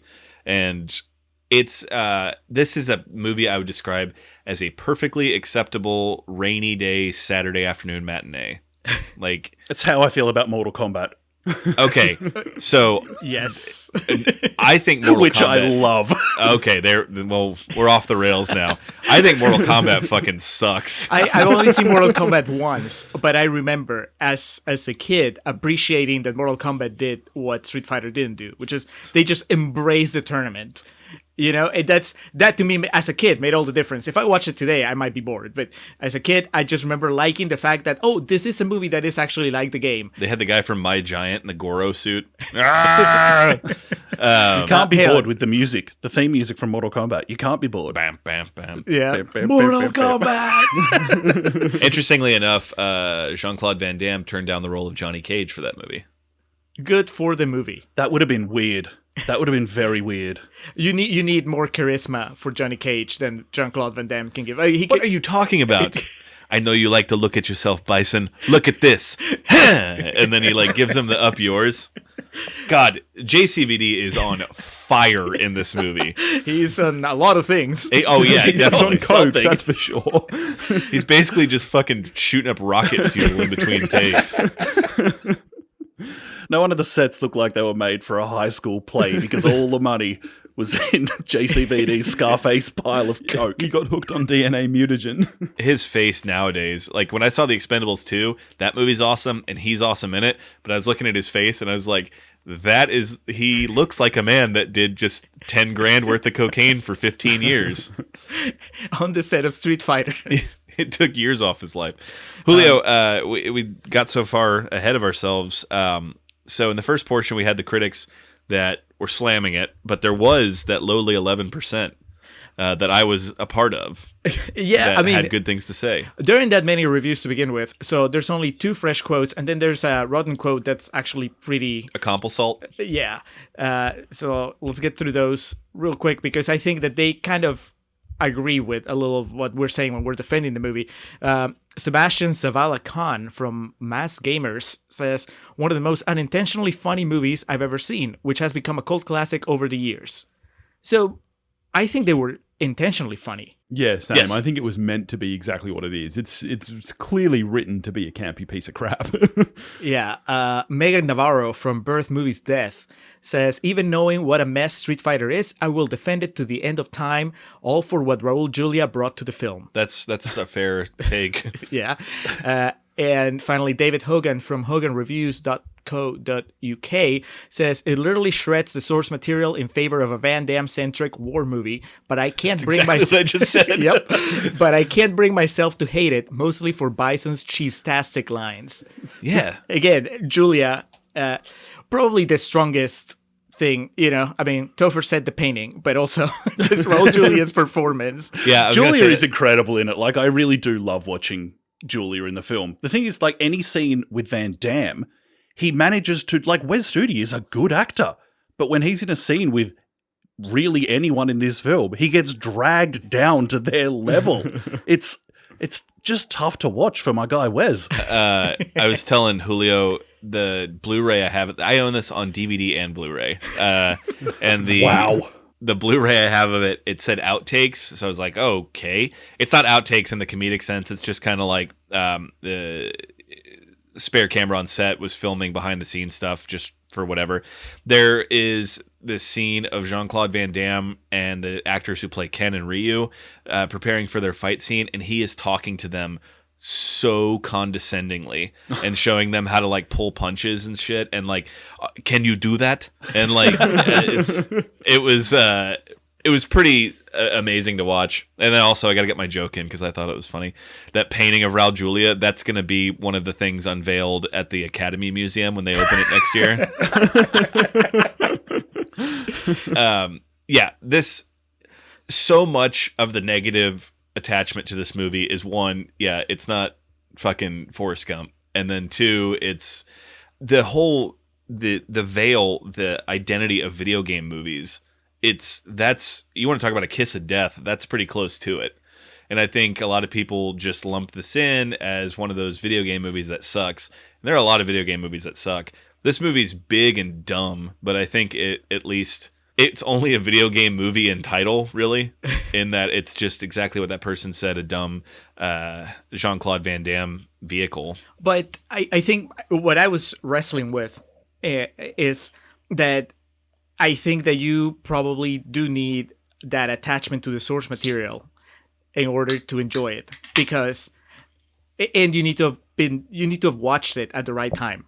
I mean, unsurprisingly, Topher hated it because he hadn't seen it before, and he wasn't a fan of the game. He never played. I had seen it before. I'd just largely forgotten. I'd driven it from my memory. even as a teenage boy, the most base level creature on the planet, I think something in me was like, don't go back. See, I'd never seen it before, and I had a rip-roaring great time. So that's it's. But I mean, we all know that Billy's bar for liking movies is pretty low. Sometimes you need that though. Tell us more about Reindeer Games, Billy. Reindeer Games is a stone cold classic, and I will not have you slam it again.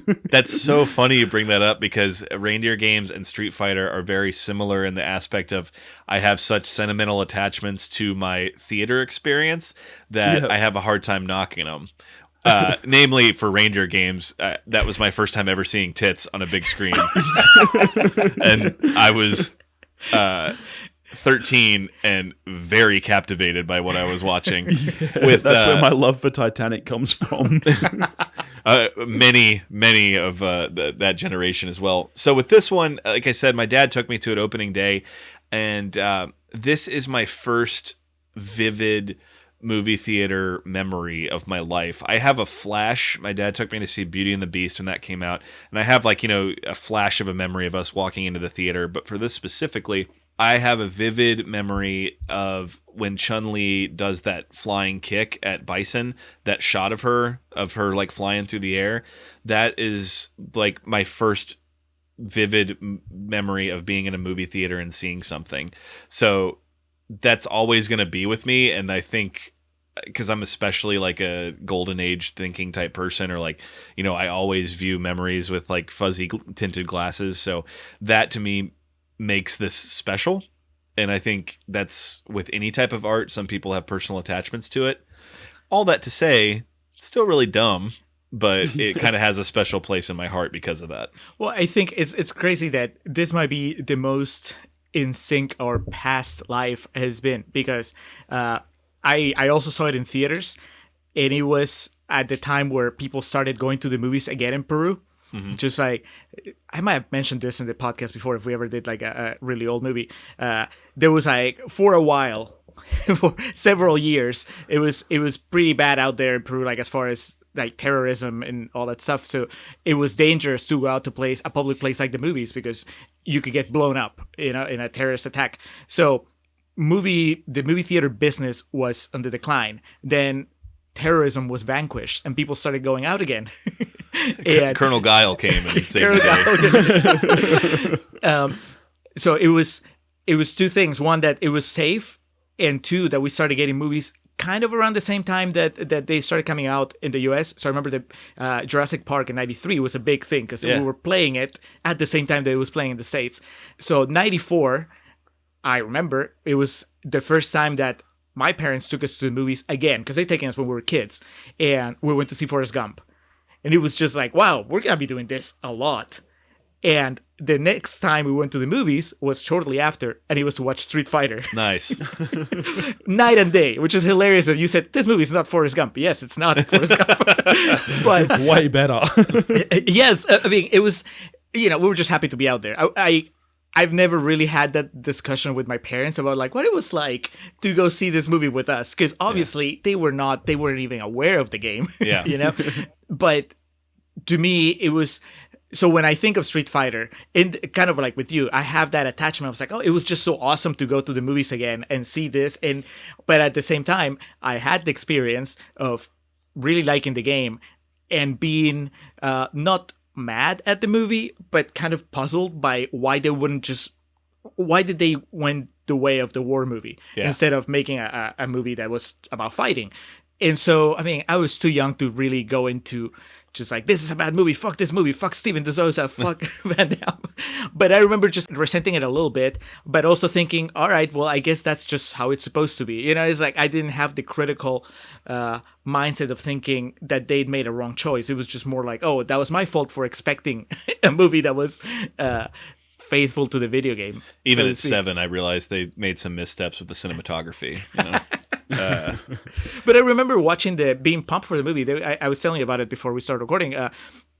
watching a behind the scenes sort of featurette they were playing on TV where De Souza was talking about how he wanted to make a movie for his kids, and he was excited about all the different elements that he was bringing into the movie. He was like, we have gunfights, we have fist fights, we have elephants, we're in the jungle, we're in the river. He was pumped. He deferred his salary for the cast. That's Really? how much he believed in Yeah, see, so this was sort of a labor of love for him.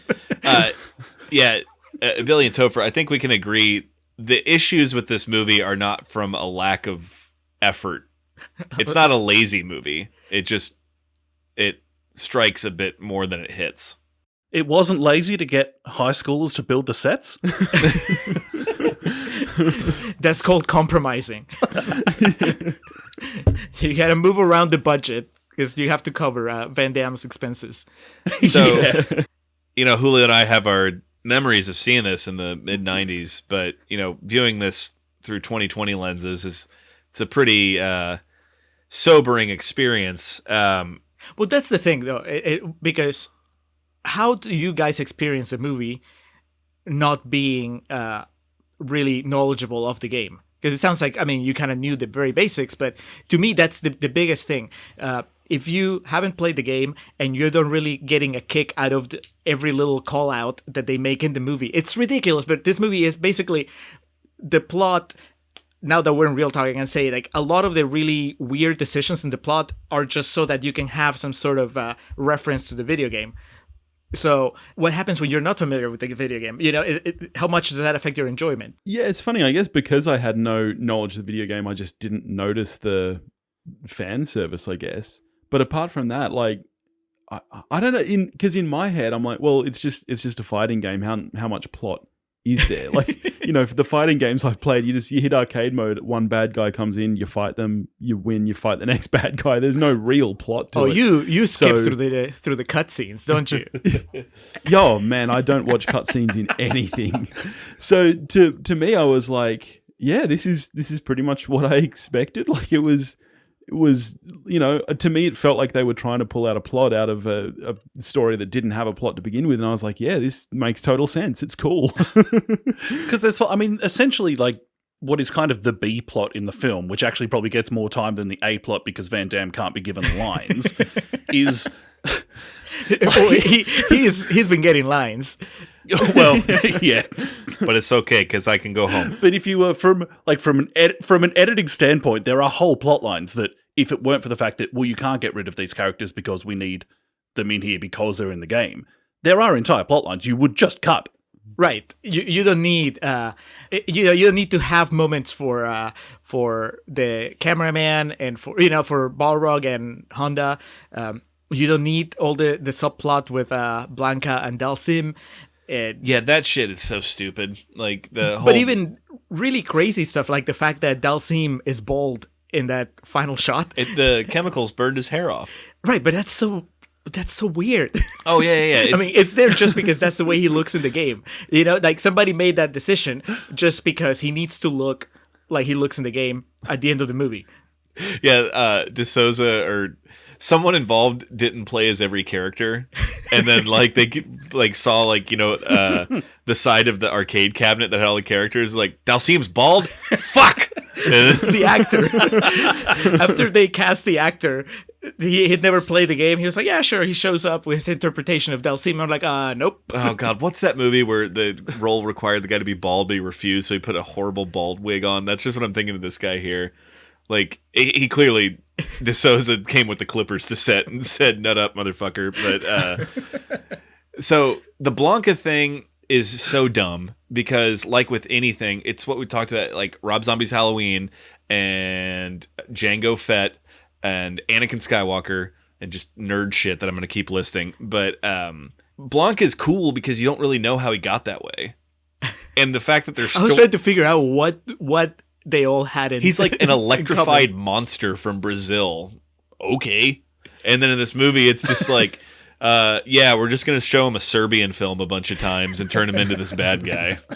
But it's also, I would argue, and yet I'm a fan of the game, so maybe this doesn't hold water, but I would say that it's counterproductive when you get characters that are fan favorites and then you kind of give them nothing parts. You know, if you go into this movie and you're a fan of Guile, Ken, Ryu, Bison, Chun-Li, you know, you're good. If you're a fan of Blanca, if you're a fan of Dalsim, If you're a fan of T-Hawk, you are fucked.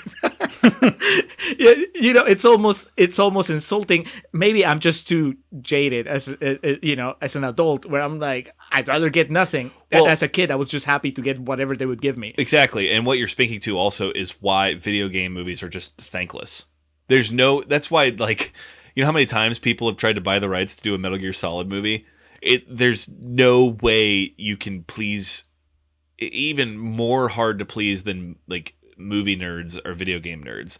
You mend those two, good lord. And it's just like, it's such a thankless position to be in. Did you guys watch the Assassin's Creed movie with Fassbender? I gave that a hard pass. Yeah, no, I didn't. No. I watched it for Fassbender, and it's terrible. I'm not a fan of the game, though, so maybe was I missing something because I'm not a fan of the game? Gentlemen, all three of you, before we tie this back around and wrap up with Street Fighter, I guess that's where this conversation can go. What is a good video game movie? Well, he said Mortal Kombat. Well, Yeah, Mortal Kombat is so far the only success. I don't know. I honestly feel like this is pretty good. thank you. I gonna like be- this one, but I wouldn't say. Like I said, it's a guilty pleasure. This movie captures the benevolence of getting a slice of pizza and a soda and just going to the arcade and walking around and looking at lights and like listening to loud noises go off, and then, you know, just kind of fucking around and not taking anything too seriously. That's exactly right. I think even though I didn't play the game as a kid, watching this movie, it brought me back. It made me feel like a kid in the 90s, hanging out with my friends, playing games together, eating pizza. That's exactly the feeling I got from it. So It made me feel like I didn't have enough beer in the fridge. But I think what you've described is actually what Mortal Kombat does for me. Like that film, like it's terrible, but that is what that film does for me. This one does not. Did you have more attachment to the Mortal Kombat property? I did, yeah, but not by, like, if I was lucky enough to be around someone who could spare me a few cents to actually button mash one of these machines for 20 seconds before I had my ass handed to me. I didn't care which one I got, but if I had the choice, I would be Mortal Kombat. Yeah, and that's Bloodier. that. Well, yeah, that's fair. And Mortal Kombat has the song. Dun, dun, dun, dun, dun, dun, dun, dun, dun. Yeah, I think the biggest thing is, and like we always talk about with this podcast about Rotten Tomatoes, is it postulates that you can judge all movies with the same criteria, and that is so not right at all. And this movie is... It's better than Duplex. This is better than Duplex. The fact that those are both 11%. This is, you know, I would... Some of the fresh movies we've done, and you know where I'm going with this, I'd pick this over American Hustle 10 times out of 10. I'm picking up your subtext. This is better than Green Book. So yeah, video game movies in general, I mean, it's a thankless thing, and I think originally the idea behind it was it's a way to expand marketing possibilities, and because the whole idea with the Super Mario Brothers movie, I think that came with a toy line and, you know, all But of see, that. Super Mario, I can understand, because how do you translate that into a movie? You know, like the game. It's a dude fighting a lizard to rescue a woman. It's not that difficult. But see, that doesn't really He making capture a pizza. that doesn't capture the magic of going down gigantic pipes. I'm jesting. Yes, you're right. That's the point that people just fail I to. thought you were serious. No.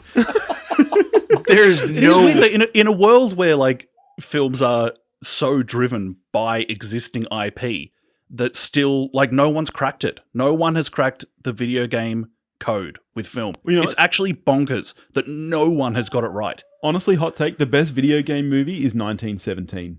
Like, I was thinking that earlier. not based on a video game, but that is like one of the only ones that captures that feeling. Because that's the thing, it's I a completely agree. different medium. In video games, it's about you feeling as part of that character, which is really hard to do in a movie. Absolutely. That's always the thing with. That's kind of why I like this more. Is it went about, okay, it's just Street Fighter in name only. We're just gonna make a dumb war movie where like people always fail to realize the video game thing, because people always talk about making The Last of Us a movie, and it's like the point of that, and like Metal Gear Solid, is that you're that character playing through that. You can't necessarily just vomit that out on screen again. The closest thing, honestly, I think to a good video game movie, I think Silent Hill came pretty close. The first one. I know they made like 4 after. Yeah, but a long time ago. It's like you guys have said, it's so hard to replicate that feeling of journey. I'm still hanging out for Diablo. Diablo. I want it in my eyeballs. God, what a throwback that is. I think that you can, hopefully, I think the dream is to maybe not try to emulate the feeling of playing the game, because yes, you're always going to lose there. Although I think that 1917 does something really awesome in the way that it's shot and how it at least gets you close. Is it the Sam Mendes war movie that's just like all one single take? That's what I was going to say. The gimmick is it's one shot. Okay. Yeah. But Elizabeth I think Olsen did that with Silent House. Thank you very much. I think that with some games, you can at least try to create a movie that lives in that world, even if it's not the same experience. And like, to me, it finally happened. It has a show on Netflix, right? And I haven't watched most of it, but the idea of Castlevania not being a bigger property on the screen, to me, is crazy. It's a generation of vampire hunters facing off against Dracula. And there's so much that you can pull from the games. You don't have to replicate what happens when you're playing the game, but it's a rich world, and you can make an interesting vampire movie or vampire TV series in that world with those characters. Yeah. So why not? Yeah. What's so hard about it?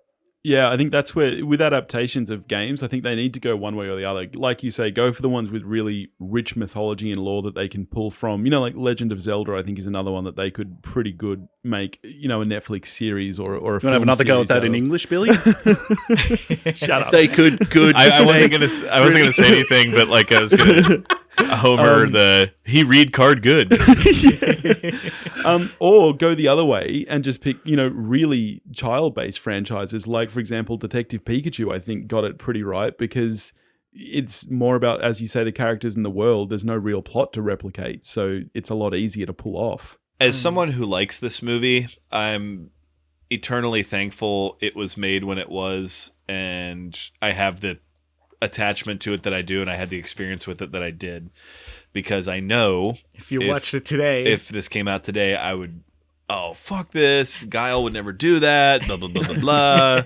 So it's that's the life of being a fan of any type of art. It's the time period it comes out in is so paramount, and your interpretation of things change through time. Did you guys watch Rampage, the movie with The Rock? I know you were fans of Skyscraper. So I did like Skyscraper. I didn't watch Rampage yet. It is on my watch list, though.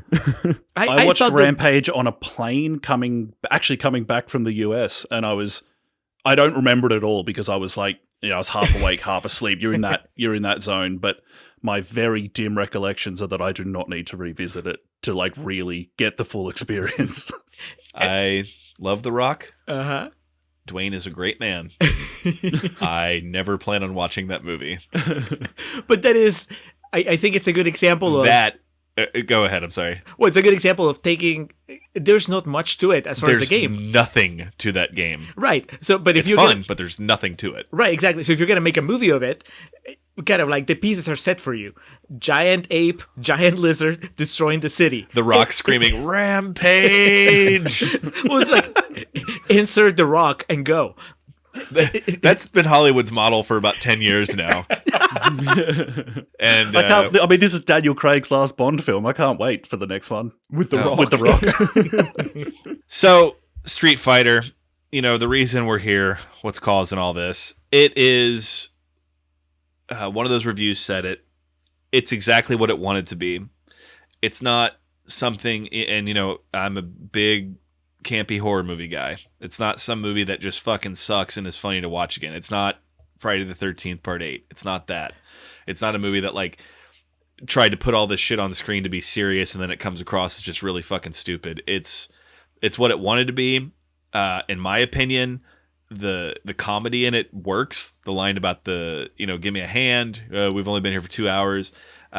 Even the figure skating line, and it works in that sense that a dad joke works. Yeah. It doesn't work like, Tropic Thunder or something like that.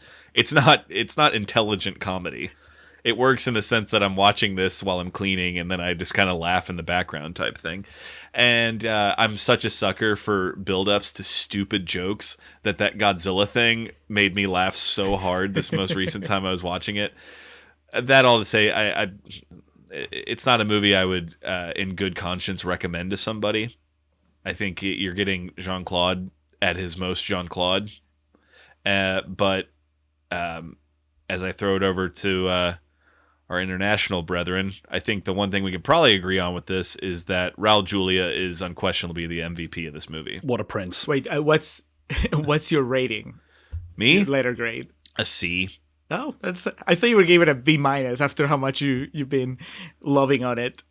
No, it's not a bad movie that becomes good. It's not like Here Comes the Boom, where that's like people perceive that it's a bad movie, but it's actually good, and this is why I can tell you it's good. This is a bad movie. I agree that it's stupid. I enjoy it, but if I'm just like analytically making an observation, it's dead center of the road. It's average. All right, Topher, since you're probably diametrically opposed, what's your rating and your summary of this movie? There's a lot that's been said that I agree with. Like, this film did know what it was going for. I just, unlike you, think it failed miserably in that attempt. The action is not good action. The quips are terrible. The performances, Julia aside, are, I mean, bad doesn't really convey how bad they are. It is trash. Will you try acting with that much coke in your trash, system? trash performances. The only good thing about Van Damme in this film is checking his IMDb page where he still just has this glorious mullet. That's maybe the most fun I had while watching the film. It's god awful. It's an F. Wow. Here's a question. What about the part where the guy who plays E Honda says, "I'm sumo, brother. I could be here. My mind's in another place." Yeah, I don't think that checks out. How about this, Topher? Gun to your head. You have to watch one of these two movies: Street Fighter or Tommy Boy. Street Fighter. That's so easy. Such a dick. That's so easy. No, you are such a dick. All right, Tommy Billy. Boy is a 7 out of 10 film. This is a 6. So it's so funny the parallel y'all have with that, because we did Black Sheep, Yep. which is the other Spade and Farley movie. Yeah, it's like And- the spiritual follow-up to Tommy Boy. Yeah. And pretty much the exact same thing happened, where I have such a strong attachment to that movie, and Julio hated it, and it like hurt my feelings. Like I was getting like mad at him while we were like talking about it. So that's definitely something I can sympathize with. But yeah, come on, Tommy Boy over after I just sucked Street Fighter's dick for 2 hours. I mean, like, I'd still take Tommy Boy over that. Absolutely, because it's a good movie. So, Billy, you said 6 out of 10. Yeah. So I guess that's like a C or, yeah. I mean, I do stars, so I'll probably give it 3 stars, which I think is what you gave it on Letterboxd, right? Yeah, so 3 is the equivalent of, because you double it and you get out of 10. Yeah, so 3 stars, yeah. Do you have a final statement about Street Fighter that you want to make? Oh, mate, I'd watch it again in a heartbeat. God bless. I just think it was fun. Like, in the right situation. Like, yeah, I watched this on a Friday night. I was home alone. It was raining. I was just sitting there eating my junk food, watching this. And it was, like I say, it took me back to the 90s and I didn't even play the game. So, yeah, I just think it nailed what it was going for. That's the thing. Billy's the outlier. Because he watched it for the first time as an adult. And he had no connection to the game. I mean, None I'm of the barely an mythology. adult, Yeah. though, really. When Billy watches a film, he actually does regress to a 13-year-old boy, so Yeah. he actually got the same experience. It's true. I have to go away for work next week, and I've planned my own little film festival one of the nights while I'm away, and I'm going to go see Sonic, speaking of great video game movies, Yes. Fantasy Island, which I know that you watched and even you thought was terrible, Julio, but I'm Yes. expecting it to be great, and Birds of Prey. So I'm just going to have my own little kind of crap film festival, and I'll probably love every second of it. By that point, it's going to be Birds of Prey, a Harley Quinn story starring Margaret Robbie. So, Yeah, how many times have they changed the name of that thing? Oscar nominee, Margot Robbie. They want to make sure that you get all the information up front. that's penetrated too I can't far. wait for them to rebrand Street Fighter as No Fighter. I know it's Margot Robbie, but like Tim Heidecker once said Margot Robbie, and I can't not say that every time. Anyway, Yeah, I think I'll give it 3 stars. It's between 2.5 and 3, whatever the case. I mean, I would just make the disclaimer that I don't think that I would like it if I was watching it today, like what you said. If my first experience was today, and especially if I had no connection to the mythology, because to me, what really makes the movie is the nonsensical call-outs to the mythology. Yeah. If I'm not enjoying every time that a character finally shows up in the right costume, or every time that they reference their special moves, then this movie loses a lot for me. one thing I want to give a shout out to before we bring this home is attention to detail. And as dumb as it is, I always pop for like, there's so many posters in the background of Bison doing the Uncle Sam, Bison wants you. Like those little types of things will always get me. Well, that you can enjoy, I guess, without being a fan of the game. But if you're a fan of the game, there's a lot that you can enjoy. But potentially, I could see how that's also, it's a double-edged sword, because you could also, like it happened to me when I was a kid, you could resent it a little bit because it's not what you want. Yeah. But yeah, it's a good time. It's not something that I would just watch all the time. No. But considering I actually don't have tolerance for bad movies, in the sense that some people like to watch bad movies knowing that they're bad. Oh, yeah. And No. I just can't do it. Like The Room. What type of way to live is that? But see, if you're Billy? enjoying it, I could get No, but Billy thinks they're good, so I get it. I don't watch them in that way of like, oh, this is so bad it's good. I just have a genuinely fun time. I was my hope going into Street Fighter was that this will be so bad it's good. That's actually where my hope was, and it didn't clear that bar. No, that's like you were just about to say The Room. After I Right. watched Disaster Artist, because once before that I had tried to watch The Room, and I was like, I don't care if people think this is funny. This is so bad, I don't want to waste this time of my life watching it. But see, I love hearing people talk about The Room. I just don't want to sit down and watch The Room. Oh, okay. You know, because I think that the conversation about it and people mimicking, the characters and the quotes and just people pointing out everything that's bad about The Room is more fun to me than just sitting by myself and watching The Room. I say that as like I've watched Jason Takes Manhattan literally probably 25 times. That's your Tommy boy. For me, it's Jason X. Jason, Oh man, Jason in space is majestic. I went back and watched that recently, and man, one of the greatest lines in the history of American cinema is whoever the slutty character is. Right as she's about to die, she screams, "This sucks on so many levels," and then gets killed. Just absolutely Iconic masterful. So I did want to bring up quickly, I told Julio this and he didn't know. Did y'all know that there was a video game based off this movie? It was Street Fighter the movie, the game. What? That's the best. That's like when they novelize a movie that's based on a book. Did that game just take 45 minutes to load and then nothing happened? So it was released for Sega Saturn, the PlayStation, and there was also a arcade cabinet of it, which I didn't know they actually made a cabinet of it. Anyway, it was very similar to the first Mortal Kombat in that this is video game nerd talk. That game changed the proverbial game in the sense of in Mortal Kombat, they were real life people that they mocapped and basically made sprites of real people doing real things as opposed to just animating them. So for Street Fighter, the movie, the game, they did that with all of the actors playing their respective characters, with the exception of Raul Julia, of course. So there is a game, and it's on YouTube, and I've tried to find it for PlayStation. It's hard to track down, where you can play as Jean-Claude Van Damme as Guile. Like, it's absolutely preposterous. But It's his mocap was just snorting coke. He turns his back to the camera a few times and then kind of puffs his shoulders up. And...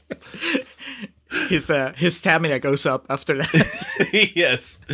Yeah, that was one of my favorite things to learn about. And then also Ming-Na Wen, the actress who played Chun-Li, is still ridiculously hot. Yes, So- I thought she looked familiar. In Mandalorian, I was like, She's in Mandalorian? she was in one episode and looks the same. I know her from Agents of S.H.I.E.L.D.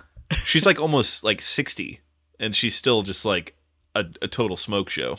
Yep, you showed me that picture, and that's when I realized, oh yeah, she's the lady from Agents of S.H.I.E.L.D. And I'm building up to the Mandalorian, so I look forward to encountering her. She might have a mask on the entire time, but you can just tell.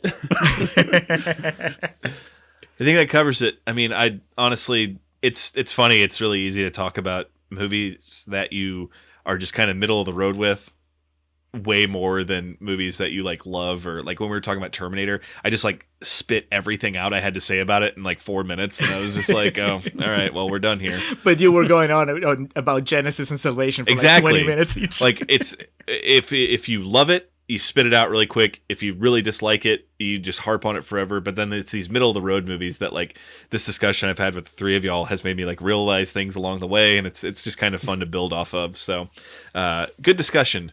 Probably, and I will challenge to find another more intelligent analytical breakdown of the 1994 Street Fighter than this podcast.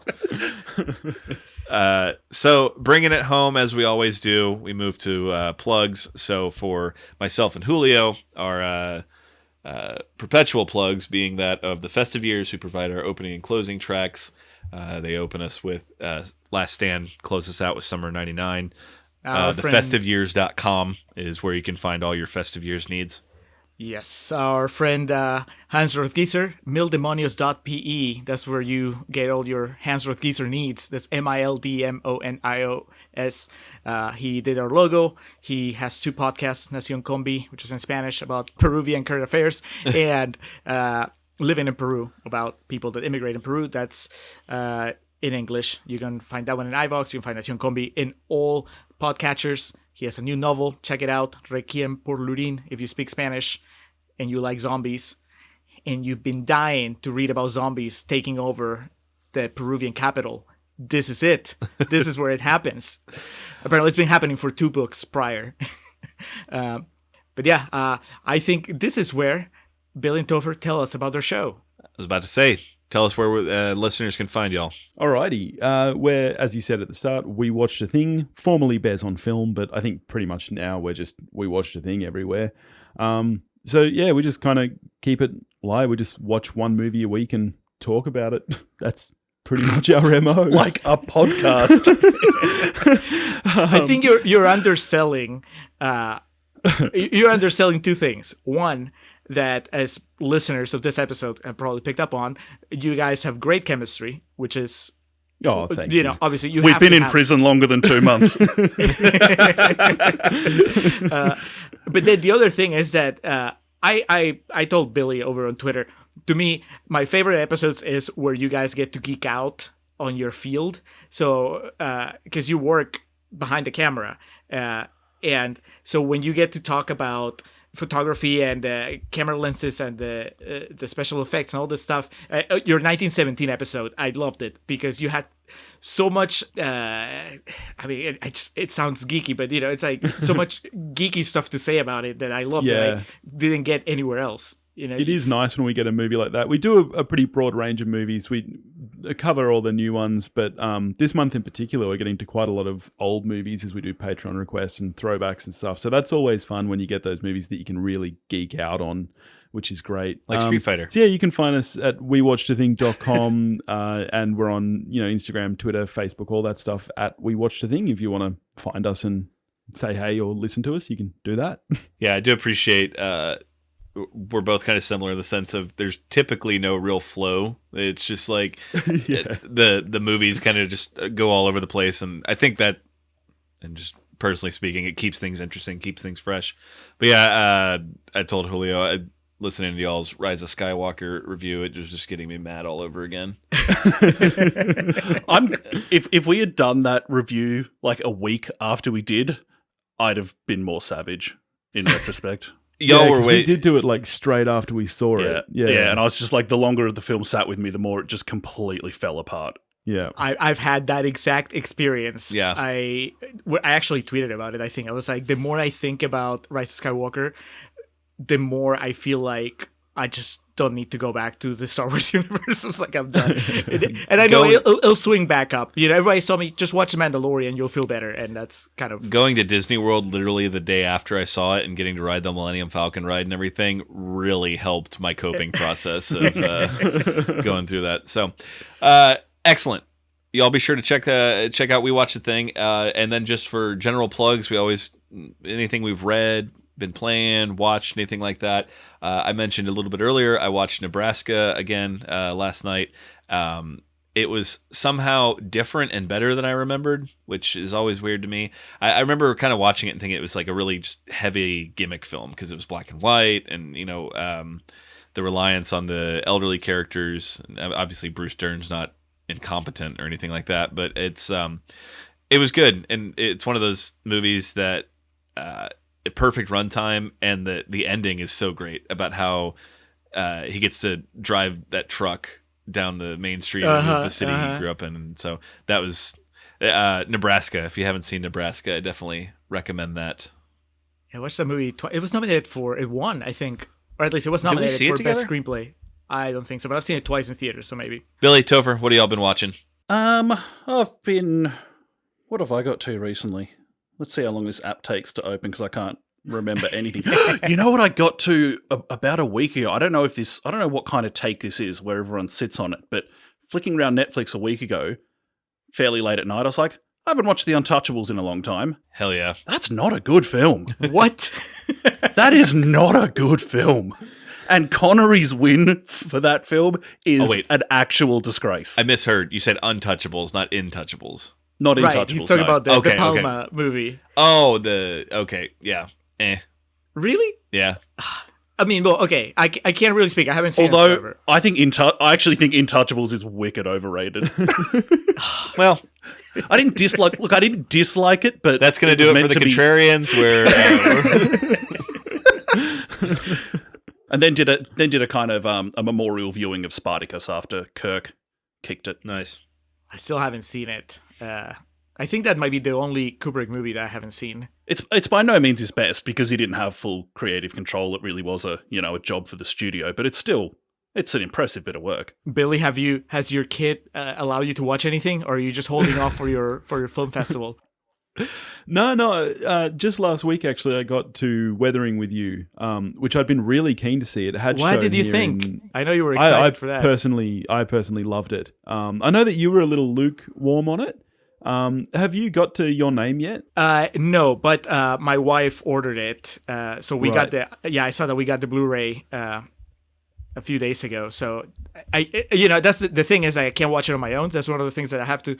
It has to be the right time where we're both at home and we both. Well, I'm always down for a movie, but my wife usually needs to just kind of like. She goes to bed a lot earlier than I do, so she needs to feel like she can put in the 90 minutes or 2 hours. But I'm looking forward to it. I mean, definitely, I like Weathering with You enough that I definitely wanted to watch Your Name. And it's a beautiful movie to look at, if nothing else. I mean, that's the thing. I'm a big anime fan, and particularly, being an animator and an animation student, I think it's so stunning what Shinkai is able to achieve in, what he does. And also because I'm a pretty emotional dude. I know that some people have trouble with the over emotionality of the characters in his movies, but I just cried like a little kid the entire movie. I loved it. Yeah, I think that I wouldn't say it turned me off, but I always have to. It takes some adjusting when I watch Japanese animation because the emotions are so heightened, the way they're animated and the way they're performed, and so I know that when it works, it's extra special because it's getting through that extra layer of resistance that I have. Yeah, I don't know if you've ever seen an anime series called Ace of Diamond. It's about baseball and just like regular baseball, like not superheroes or anything. It's about baseball players, but it feels like you're watching Dragon Ball Z because every time they hit the ball, it's like it explodes in flames and everything. It's so over the top. It's brilliant. What is this superhero baseball that you need to distinguish between regular baseball? I'm just saying, like, watching it, if you watched it on mute, for example, you might think that it was like superhero baseball because of how exaggerated everything is. But it's just regular. It's amazing. It's so good. They can read minds like Astros players. Very topical. Yeah. That went right over Julio's head. Baseball, football, it's all the same. This is from an article I read 8 hours ago. Knew nothing about it before then. I have a friend who always says about baseball, 162 games, who could possibly care? I finally started the last season of Silicon Valley. I've been busy, so I mean, it's already over. It's only like, I think 8 episodes. And being a big fan of the show, this is the first time that I haven't watched it live as they were coming out. So I started it a couple nights ago, watched the first episode, and it just all came back. It's so funny, and I'm gonna miss it so much. I really hope that they stick the landing. I haven't read anything, so I don't know how it ends. I don't know how the ending has been received. I have no idea where it's going, but I'm a big fan of the show, and it's just the attention to detail. They have basically their own world up there in Silicon Valley, and I think that the way that they play with everything that's going on there it's really cool. So I think I have 7 or 8 more episodes to go, and I look forward to relishing every single one of them. Yeah, one of the best comedies on TV, definitely. Yep. Did you finish it? Are you all caught up? I did. Yeah, I'm all caught up. Yeah, I always watched it live. I won't spoil you will anything. You will hear from me when I'm done. Nice. Well, guys, we really appreciate y'all being on. I'm glad we were finally able to do this. It finally happened. Thanks for having us. you It's been for a pleasure. having us. All right, so next time we'll let you guys pick the movie. Yes. Tommy Tommy Boy. Boy. Next time we'll let Topher pick the movie. Yes. Excellent. All right, well, y'all be sure to check out We Watched a Thing. And thank you for listening to The Contrarians, where we're right and you're wrong, and we will catch you next time. That summer of